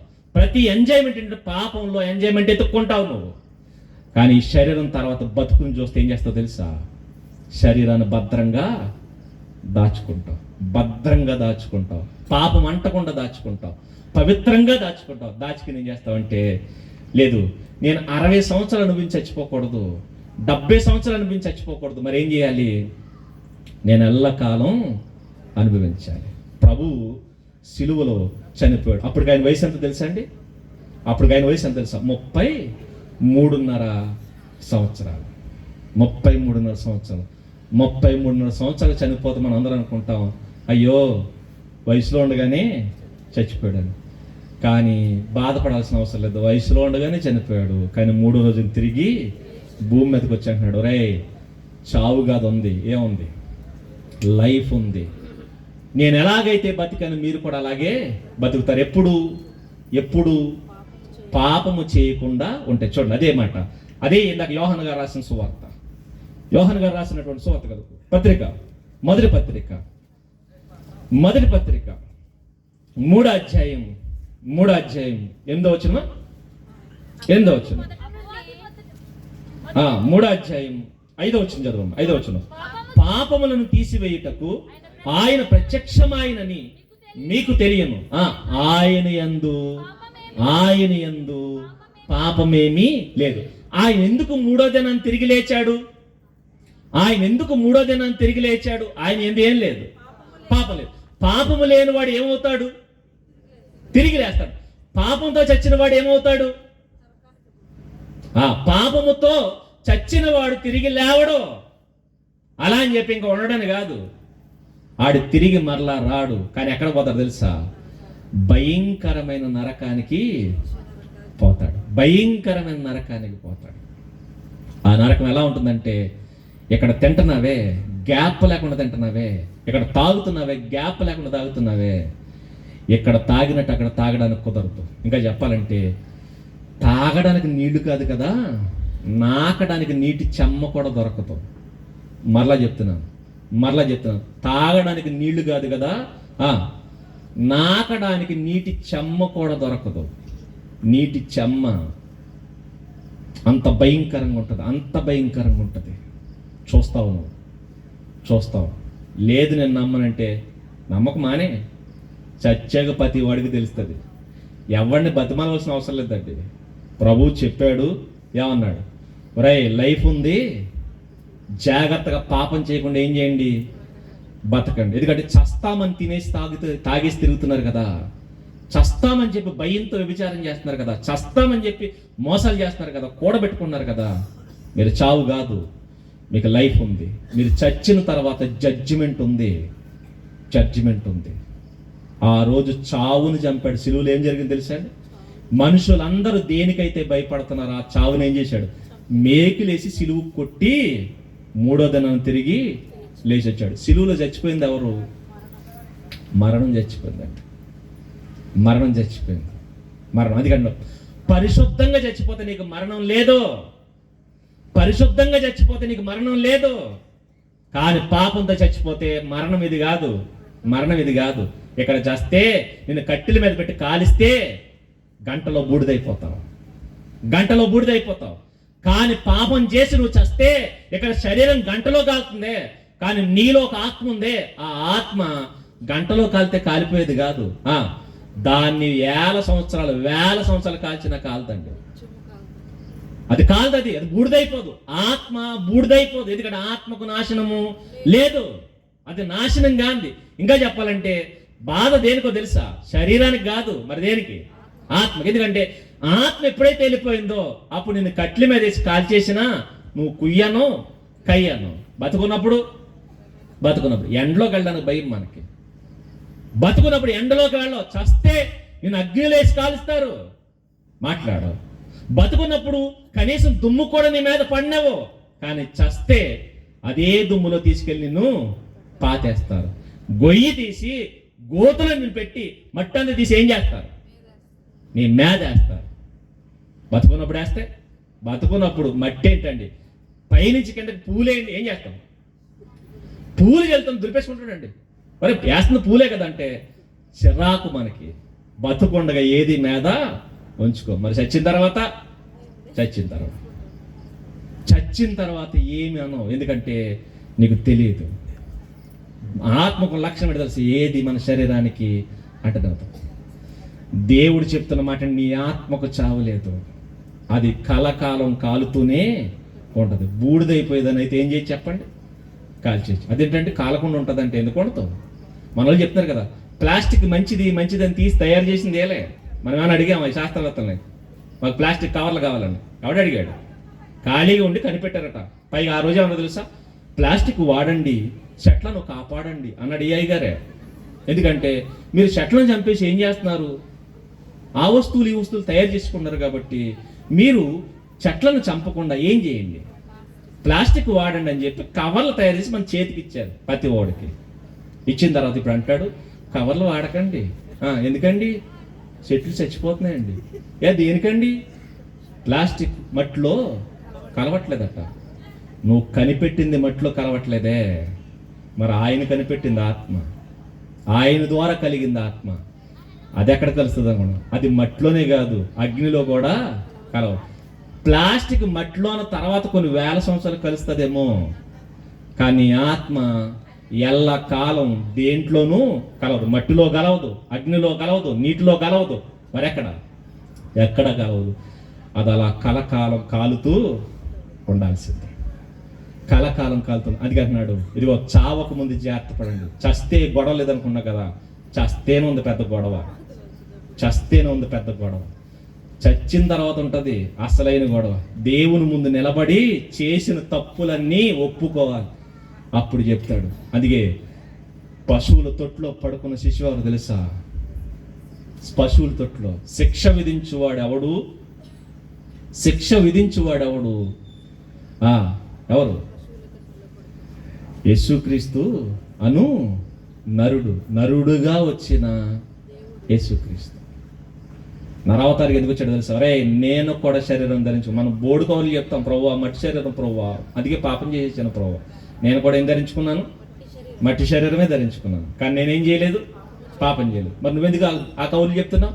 నీకు భయం ఉంది. ఏంటి ఆ భయం అంటే రేపు పొద్దున చచ్చిపోతాను. నేను ఎందుకు పవిత్రంగా ఉన్నాను తెలుసా? నాకు భయం లేదు, ఎందుకంటే రేపు పొద్దున చావు లేదు. అందుకే చనిపోయి మనందరికి సజీవ సాక్ష్యం ఉంచింది ఏంటంటే, రేపు చావు లేదు అని జీవాన్ని చూపించాడట. అదే వాళ్ళు జీవం చూశారటండి ప్రభు యొక్క శిష్యులు. చూడండి, యోహాను పత్రిక మొదటి అధ్యాయం మొదటి వచనం. ముగించుకుందాం. జీవవాక్యమును గురించినది ఆది నుండి ఏది ఉండెనో, ఏది వింటిమో, కనులార ఏది చూచితిమో, ఏది నిదానించి కనుగొంటిమో, మా చేతులు దేన్ని తాకి చూచెనో అది మీకు తెలియజేయుచున్నాము. చూసారట చూడండి ఎలాగా, వీళ్ళు ఎంత జాగ్రత్తగా పరీక్షించారు చూడండి. ఏమన్నారు? మేము కన్నులారా ఏది చూచితిమో, ఫస్ట్ దేంతో చూశారు? కళ్ళతో. నెక్స్ట్ ఏది నిదానించి కనుగొని. ఎందుకంటే కొన్నిసార్లు మీరు గమనిస్తే సరిగా అలా అవుట్లుక్లో చూసినప్పుడు సరిగా తెలియకపోవచ్చు. క్లియర్గా చూస్తే కొన్నిసార్లు చూసారా, షాపులో లైటింగ్లు వేస్తారు మనకి బట్టలు కొనేటప్పుడు, సరిగా అప్పుడు చూస్తాం మనం, కానీ ఏమవుతాం? నిదానం చూసినప్పుడు అసలు రంగు తెలుస్తుంది, అవుట్లుక్లో చూస్తే అసలు రంగు తెలియదు. మళ్ళీ వీళ్ళు ఏం చేశారంటే ఫస్ట్ చూశారట ప్రభువుని, తిరిగి లేచిన ప్రభువుని చూశారు వీళ్ళు. మళ్ళీ పైగా అనుకున్నారంటే చూడడం కాదు, ఏం చేయాలి? నిదానించి చూశారంట. తర్వాత నిదానించి చూశారంట, చాలా నిదానించి చూశారంట. తర్వాత మళ్ళా నిదానించి చూసారా, నిదానించి చూసిన తర్వాత మళ్ళీ ఉన్నారు మా చేతులు, మళ్ళా వీళ్ళకి అనుమానం సరిపోలేదు, మళ్ళీ అన్నారు మళ్ళీ మా చేతులు ఇంకా చెప్పాలంటే చూసాం, తర్వాత నిదానించి చూసాం, తర్వాత ఇంకా తాకి చూస్తాం. తాకంటే దాని క్వాలిటీ, క్వాంటిటీ అన్నీ తెలుస్తాయండి. ప్రభుని ఎలా చూశారు తెలిసి వాళ్ళు? ఫస్ట్ చూశారు కళ్ళతో, తర్వాత నిదానించి చూశారు, తర్వాత తాకి మరి చూశారు. తెలుసు కదా మనకి తోమా గారు ప్రభు లేచిన తర్వాత ఆయన గాయములలో వేలి పెట్టి మరి తాకి చూశాడండి. ప్రభువా నువ్వేనా? మా కళ్ళ ముందు చచ్చిపోయావు కదయ్యా, నువ్వా మా కళ్ళ ముందు కదా ప్రభు చచ్చిపోయావు, మా కళ్ళ ముందు మేము చూస్తుండగా అంత భయంకరమైన చావు చనిపోయావు కదా, నువ్వు ఎలా వచ్చావు అని డౌట్ వచ్చాట. ఏం చేశాడంటే తాకి మరి గాయాల్లో వేలు పెట్టి మరి చూశాడండి. చూసన్నాడు, చూసాము, చేతులు దేని తాకి చూసాను అది మీకు తెలియజేయచ్చును. ఆ జీవం చూడండి, ఆ జీవము జీవం ప్రత్యక్షమైంది. ఇన్ని రోజు మనం ఏం చూసాం? మరణం చూస్తున్నాం మన కళ్ళతో, కానీ మరణించిన వాడిని తిరిగి లేవడం చూడలేదు. కానీ ప్రభువే చూపించడం, మరణించి తిరిగి లేచి చూపించాడు, మరణించి తిరిగి లేచి చూపించాడు. ఏం ప్రత్యక్షమైంది? జీవం. ఇప్పుడు ప్రభు దగ్గరికి వెళ్ళి అడగండి, ప్రభువా ఎందుకు ప్రభు పశువుల తొట్లో పుట్టావంటే, చావు అంటే భయం కదా నీకు, నేను చచ్చిపోయి తిరిగి లేచి చూపించడానికి వచ్చాను, నేను చచ్చిపోయి తిరిగి లేచి చూపించడానికి వచ్చాను. మీరు మరణమే అనుకున్నారు కదా, మరణంతో మేము జీవితం అయిపోతుంది అనుకుంటారు కదా, మరణం కాదు, మరణం తర్వాత ఇంకో లాంగ్ లైఫ్ ఉంది, లాంగ్ లైఫ్ ఉంది. ఇది మీకు వయసు మీద పడిన తర్వాత కళ్ళు కనపడవు, పళ్ళు ఊడిపోతాయి, శరీరం సహకరించదు, కానీ అలా కాదు. మీరు చనిపోయిన తర్వాత మీకు దేహం వస్తుంది. అది ఎలాంటి దేహం అంటే దానికి చావు లేదు, ముసల్తనం లేదు, బాధ లేదు, కన్నీళ్ళు లేవు. మరేంటంటే అది ఎంజాయ్ చేయడానికి అర్హమైన శరీరం. అది భక్తులు అందరూ అంటారండి, అల్పకాల పాప భోగమును అనుభవించుట కంటే ప్రభువు కోసం శ్రమ అనుభవించుట మేలు. మోషే గారిని పిలిచారట, మోషే ఐగుప్తు సింహాసనం ఇస్తామయ్యా నీకంటే. ఆయన అన్నాడట, సింహాసనం ఎక్కిస్తారా? సరే, ఎంతకాలం ఉంటాను నేను? గట్టిగా అయితే 40 సంవత్సరాల తర్వాత మరలా నేను దిగిపోవాలి, లేదా నేను చచ్చిపోయిన తర్వాత ఆ సింహాసనం ఖాళీ చేయాలి. అదెందుకు నాకు ఆ సింహాసనం వద్దు, నేను దిగన సింహాసనం కావాలి నాకు. నేను ఒకసారి కూర్చుంటే మరలా ఆ సింహాసనం మంచి దెక్కకూడదు, ఎప్పటికీ దెక్కకూడదు, ఎప్పటికీ దెక్కకూడదు, 1000 సంవత్సరాలు నేను దెక్కకూడదు. అదే సింహాసనం మీద కూర్చోవాలి, అదే సుఖం నేను అనుభవించాలి, అదే అధికారం నేను అనుభవించాలంటే ఎక్కడ సింహాసనం నాకు వద్దు. మరి ఎక్కడ సింహాసనం కావాలి? ప్రభు అన్నాడు, జయించిన వాడిని నాతో కూడా నా తండ్రి సింహాసనం నందు కూర్చుండనిస్తాను. ఈ బోడి సింహాసనాలు ఎవరికి కావాలండి? ఎక్కడ సింహాసనం? ఆ సింహాసనానికి అంతం లేదు, ఆ సింహాసనం శాశ్వతమైంది, ఆ సింహాసనం మనకి ఇస్తానంటున్నాడు. ఎవరు? ప్రభు. ఇప్పుడు చెప్పండి, చావే అయిపోయిందా? చావు తర్వాత లైఫ్ ఉందా? చావు తర్వాత విపరీతమైన లైఫ్ ఉందా? దీర్ఘకాలపు జీవితం ఉంది. అది నీకు కావాలంటే ఏం చేయాలి? పాపము చేయకూడదు, పాపము చేయకూడదు, పాపము చేయకూడదు, పాపం చేయకూడదు. లేదు ప్రభు ఇప్పటికే నేను పాపాలు చేసేసాను, నాకు ఈ విషయం తెలియదు అంటే ఆయన అంటాడు, సరే ఇప్పటి వరకు తెలియకుండా చేసావు కదా, నేను నిన్ను క్షమిస్తున్నాను, ఇక మీదట పాపము చేయకు, నా దగ్గరికి రా. ఎప్పటి వరకు చేసావు కాబట్టి మారు మనసు పొంది ఏం చేయి, ఇక మీదట నేను చెయ్యను అని చెప్పి ప్రమాణం చేసి బ్యాప్తిస్మం తీసుకు. బ్యాప్తిస్మం ప్రమాణం అండి. ప్రభుతో మనం చేస్తున్న ప్రమాణం అంటే తెలుసా? ప్రభు ఇప్పటి వరకు జీవం ఉందన్న సంగతి నాకు తెలియదు ప్రభు, మరణం ఉందనే తెలుసు నాకు, రేపు చచ్చిపోతానన్న ఉద్దేశంతో నేను తిన్నాను, తాగాను, తిరిగాను, మోసం చేశాను, నా స్వార్థం కోసం బ్రతికాను. కానీ ఈరోజు నాకు ఏమర్థమైంది? నాకు జీవం ఉందని అర్థమైంది. కాబట్టి ఇక మీద నేను పాపము చెయ్యనని ప్రమాణం చేసి ఆ రోజు మనం ఏం చేస్తాం తెలుసా? బ్యాప్తిస్మము తీసుకుంటాం. బ్యాప్తిస్మం ప్రమాణం అలా తీసుకుంటే ప్రభు మనందరికీ చెప్తున్న మాట ఏంటంటే, నేను నీకు నిత్య జీవం ఇస్తాను, ఇక మీదట పాపం చేయకు. కాబట్టి ఒకవేళ ఎప్పటి వరకు మీరు తెలిసి తెలియక పాపం చేశారా, ప్రభు మిమ్మల్ని పిలుస్తున్నాడు, రండి నా దగ్గరికి రండి, నా దగ్గరికి రండి, ప్రయాసపడి భారం మోసుకొనుచున్న సమస్త జనులారా నా దగ్గరికి రండి, నేను మీకు విశ్రాంతినిస్తాను. విశ్రాంతినిస్తాను. సుఖం అంటే ఏంటో మీకు చూపిస్తాను. విశ్రాంతి అంటే సుఖమే కదండి. విశ్రాంతి అంటే సుఖం అండి. ఒరే, తాగడంలో కాదు సుఖం, తినడంలో కాదు సుఖం, లోకంలో తిరగడం కాదు సుఖం, లోకాన్ని అనుభవించడం కాదు సుఖం. సుఖం అంటే ఏంటో నేను చూపిస్తాను. సుఖం అంటే ఏంటో చూపిస్తాను. నిజంగా అండి మీకు సుఖం అంటే తెలీదు. మేడలు, మిద్దులు, పరుపులు కాదు సుఖాలంటే. సుఖం అంటే ప్రభు దగ్గరికి రండి. రేపు పొద్దున చచ్చిపోయిన తర్వాత సుఖం ఎలా ఉంటుందో మీకు తెలుస్తుంది. బాధ ఎలా ఉంటుందో చచ్చిన తర్వాత తెలుస్తుంది. ఈ లోకంలో అనుభవించేది బాధ కాదు. అసలైన బాధ మీకు తెలియాలంటే చచ్చిపోయిన తర్వాత, పాపం చేసి చస్తే అసలైన బాధ ఏంటో తెలుస్తుంది. లేదు, పవిత్రంగా బతికి చచ్చిపోతే అసలైన సుఖం అంటే ఏంటో తెలుస్తుంది. ఇప్పుడు ప్రభు పిలుస్తున్నాడు, అసలైన సుఖం తెలుసుకుంటావా, అసలైన బాధను తెలుసుకుంటావా, ఏది కావాలి నీకు, రండి. సాక్ష్యాధారాలతో సహా పెట్టాడండి, సాక్ష్యాధారాలతో సహా. అందుకే ఆయన సమాధి ఎప్పటికీ ఖాళీగా ఎందుకు తెలుసా? అన్ని సమాధుల్లోనూ శవాలు ఉన్నాయి, కానీ ఆయన ఒక్క సమాధిలోనే ఏం లేదు, శవం లేదు. ఎందుకంటే ఆయన లేచి ఉన్నాడు. ఎవరు ఈయన? ఇదిగో ఈ క్రిస్మస్ నాడు పుట్టాడని చెప్తున్నారు. పుట్టిన ఆయన మనిషికి రెండు తెలుసట, పుట్టినవాడు చచ్చిపోతాడు, పుట్టినవాడు చచ్చిపోతాడు. అంతే కదా, మనకు 2 డేట్లు ఉంటాయి. ఏ డేటు? పుట్టినరోజు, తర్వాత చచ్చిపోయిన రోజు, తర్వాత ఇంకో రోజు ఏంటి? పెదకార్యం, చిన్నకార్యం, ఇవి ఉంటాయేమో. ప్రభుకి 2 డేట్లు కాదు, 3 డేట్లు ఉన్నాయి. ఏంటది? పుట్టినరోజు నెక్స్ట్, చనిపోయిన రోజు నెక్స్ట్, తిరిగి లేచిన రోజు. భలే ఉంటుందండి పండగ. ఎవరికి లేదండి అలాంటి పండగ.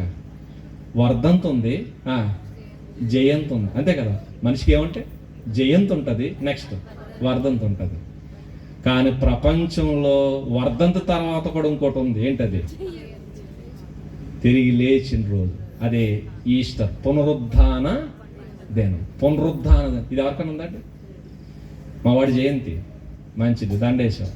మా వాడు వర్ధంతి, మళ్ళీ దండేశావు. జయంతి అని చెప్పి గంతులేసావు, వర్ధంతి అని చెప్పి ఏడ్చావు. కానీ ఇక్కడేంటి తెలుసా? ఆయన పుట్టాడు, సంతోషం. చనిపోయాడు, సంతోషం. తిరిగి లేచాడు, మా సంతోషం. ఏక సంతోషమే. ఎందుకంటే 3 డేట్లు కలిగిన వాడు ప్రపంచంలో ఒకే ఒక్కడు. ఒక్కడు ఆ రోజు పశువుల తొట్టులో పుట్టిన పసివాడు. ఆయన పసివాడు కాదు, పరమాత్ముడు. అలా చూడండి, మీకు ప్రభు అద్భుతం కనబడతాడండి. అప్పుడు అనిపిస్తుంది, నిన్ను ఆరాధించకుండా మేము ఉండలేమయ్యా, నిన్ను ఆరాధించకుండా ఉండలేమయ్యా. నీ పాదాల దగ్గర మా తల పెట్టాల్సిందే, నీ పాదాల దగ్గర మా తల పెట్టాల్సిందే. ఆ రోజు జ్ఞానులు అందుకే పెట్టారు, నీ పాదాల దగ్గర మా తల పెడతాం. పసిబాలుడుగా ఉన్నప్పుడే జ్ఞానులు తల పెడితే ఈరోజు పసిబాలుడు కదండి, మరి ఎక్కడున్నాడు? పరమాత్ముడై సింహాసనం మీద కూర్చున్న మహిమను చూస్తే పాదాలు ఏంటండి, తల తీసి పెట్టాలనిపిస్తుంది. ఆ రోజు తల వంచరాదు. అందుకంటే క్రైస్తవుడు చావుకు భయపడ్డావు. రేయ్, క్రీస్తు గురించి చెప్తే చంపేస్తామంటే అంటారు. ఎదిగో మా పేక కోసి మా ప్రభు పాదాల దగ్గర పెట్టు. ఆ రోజు జ్ఞానులు తలే వంచారు. ఈరోజు మా తల అవసరమైతే తెంచిన ఆయనే మా దేవుడు, ఆయనే మా ప్రభు. ఎందుకంటే మాకు చావంటే భయం పెట్టి, చస్తే రేపు 2 కాదు, చస్తే రేపొద్దున అక్కడ ఉంటాం, రేపొద్దున అక్కడ ఉంటాం. మమ్మల్ని చంపు నువ్వు ఎక్కడ ఉంటావు చూసుకో, మమ్మల్ని చంపు నువ్వు ఎక్కడ ఉంటావు చూసుకో. అందుకేనండి క్రైస్తవుడుకున్న విజయ గర్వం ఏంటి తెలుసా? ప్రభు చెప్పిన మాట, మరణమా నీ ముళ్ళు ఎక్కడ, మరణమా నీ విజయం ఎక్కడ. మరణపు ముళ్ళు పాపమట, దాన్ని ఇరిచి అవతల పడేసాడంటే. ఇదే కదా, పాము అంటే నీకు భయం కదా, పాము కోరల పీకడం కదట. ఆయన గురించి చెప్పిన మాట, పాము తలకైన చెదగ్గొట్టేసాడట, చెదగ్గొట్ట అన్నాడు. అదిగా ఈ మరణమే కదా నిన్ను భయపెట్టేది, పడగై నిన్ను భయపడతావు కదా, దీన్ని పడక కాదు, దీని కోరలు కదా నేను పీకడం. ఈ పాము తలక చెతక్కొట్టి, మరణం అనే పాము తలకైన చెతక్కొట్టి మన ముందు పెట్టాడు. ఇదిగో చచ్చింది చూడు, దేనికి భయపడతాను, దేనికి భయపడుతున్నా, రా నా దగ్గరికి అని ఆయన పిలుస్తున్న పిలుపు. అదే సువార్త. ఏంటి ఆ సువార్త అంటే, ఇదిగో ప్రభు పుట్టాడు, లేఖనముల ప్రకారం ఆయన మృతి పొందాడు, లేఖనముల ప్రకారం సమాధి చేయబడ్డాడు, లేఖనముల ప్రకారం తిరిగి 3వ దినాన లేచాడు. ఈయనే ప్రభువైన యేసు క్రీస్తు. ఆయన మనందరికీ నిత్య జీవం ఇస్తానన్నాడు. ఎందుకంటే ఆయన జీవాధిపతి, ఆయన జీవానికి అధిపతి. జీవం నీకు కావాలా? ప్రభు దగ్గరికి పరిగెట్టుకుని రా. లేదు నాకు అక్కర్లేదు అంటావా? హ్యాపీగా లోకాన్ని అనుభవించు, నీ ఇష్టానుసారంగా అనుభవించు, నీకు ఇష్టం వచ్చినట్టు బతుకు, నువ్వు ఎలాగైనా బతుకు. కానీ ఒకరోజు చనిపోయిన తర్వాత నీకు నిజమేంటో తెలుస్తుంది. కానీ అప్పుడు నీకు చేతుల్లోకి నీ లైఫ్ రాదు, మార్చుకునే అవకాశం నీకు ఉండదు. నిత్యము ఏడవలసిందే. అందుకే నీ చెవులకు వినబడుతున్న సువార్త, నీ చెవులకు వినబడుతున్న సువార్త అంగీకరిస్తే నీకే ధన్యత, అంగీకరించకపోతే నీకే నష్టం. కాబట్టి తెలుసుకుని ప్రియమైన దేవుని పిల్లరా, మీ అందరూ కన్నులు తెరవబడాలి. ఎవరైతే ప్రభు మహిమను చూడలేకపోతున్నారో ఒక్కసారి ఆయన మహిమను చూడండి. ఆయన ఆరాధించకుండా, ఆయన స్తుతించకుండా, ఆయన సన్నిధికి రాకుండా మీరు ఉండలేరు. పరిగెట్టుకుని వస్తారు, పరుగుని వస్తారు. అలా మీ గ్రామంలో ఉన్న వారందరూ రావాలి. అలాగే ప్రపంచంలో ఉన్న వాళ్ళందరూ వచ్చి ఆయన మహిమను చూడాలి, తెలుసుకోవాలి, ఆయన ఆరాధించాలి. అలాగున దేవుడు మనందరినీ దీవించునుగాక. ఆమేన్. ప్రార్థన చేసుకుందాం. దయగలిగిన మా కన్న తండ్రి, దేవా నిజంగా మీ గొప్పతనం తండ్రి. మనుషులుగా గుర్తించలేని మట్టి మెదడులతో ఉన్నాను, మన్నించండి తండ్రి. మా మనోనేత్రాలు వెలిగించండి. ఆ మహిమను చూస్తండి మీ పాదాల చెంత ఉండగలిగే బ్రతుకుని దయచి కాపాడండి. మా బ్రతుకులను ఉద్ధరించడానికి మీరు వచ్చారు. మా పాపం నుంచి మమ్మల్ని విడిపించడానికి వచ్చారు తండ్రి. మా బుద్ధిని మార్చడానికి వచ్చారు, మా మనసులు మార్చడానికి వచ్చారు తండ్రి. వచ్చి మీ తనువునే తండ్రి శిలువ మీద వేలాడవేసి తండ్రి మరణము లేదని మా అందరికీ సజీవ సాక్ష్యంగా నిలిచారు. మీ త్యాగం గొప్పది, మీ కృప గొప్పది తండ్రి. ఎంత గొప్ప కరుణ కాపాడడానికి మీరు చూపినందుకు మేము ఏం చెల్లించగలం తండ్రి? కృతజ్ఞతాస్తులు తప్ప. అలా చెల్లించడానికే దేవా మీ పిల్లలందరూ ఈ కృతజ్ఞత కూడుకుని ఏర్పాటు చేశారు. మా కోసం మీరు దిగి వచ్చిన మీ దీనత్వం, మా కోసం మీరు ధరించిన ఈ మట్టి శరీరం ప్రభువా తండ్రి, కేవలం మమ్మల్ని కాపాడడానికి, మా కోసం బలైపోయిన తండ్రి మీ త్యాగం తండ్రి. ఏది మమ్మల్ని వర్ణించడానికి తండ్రి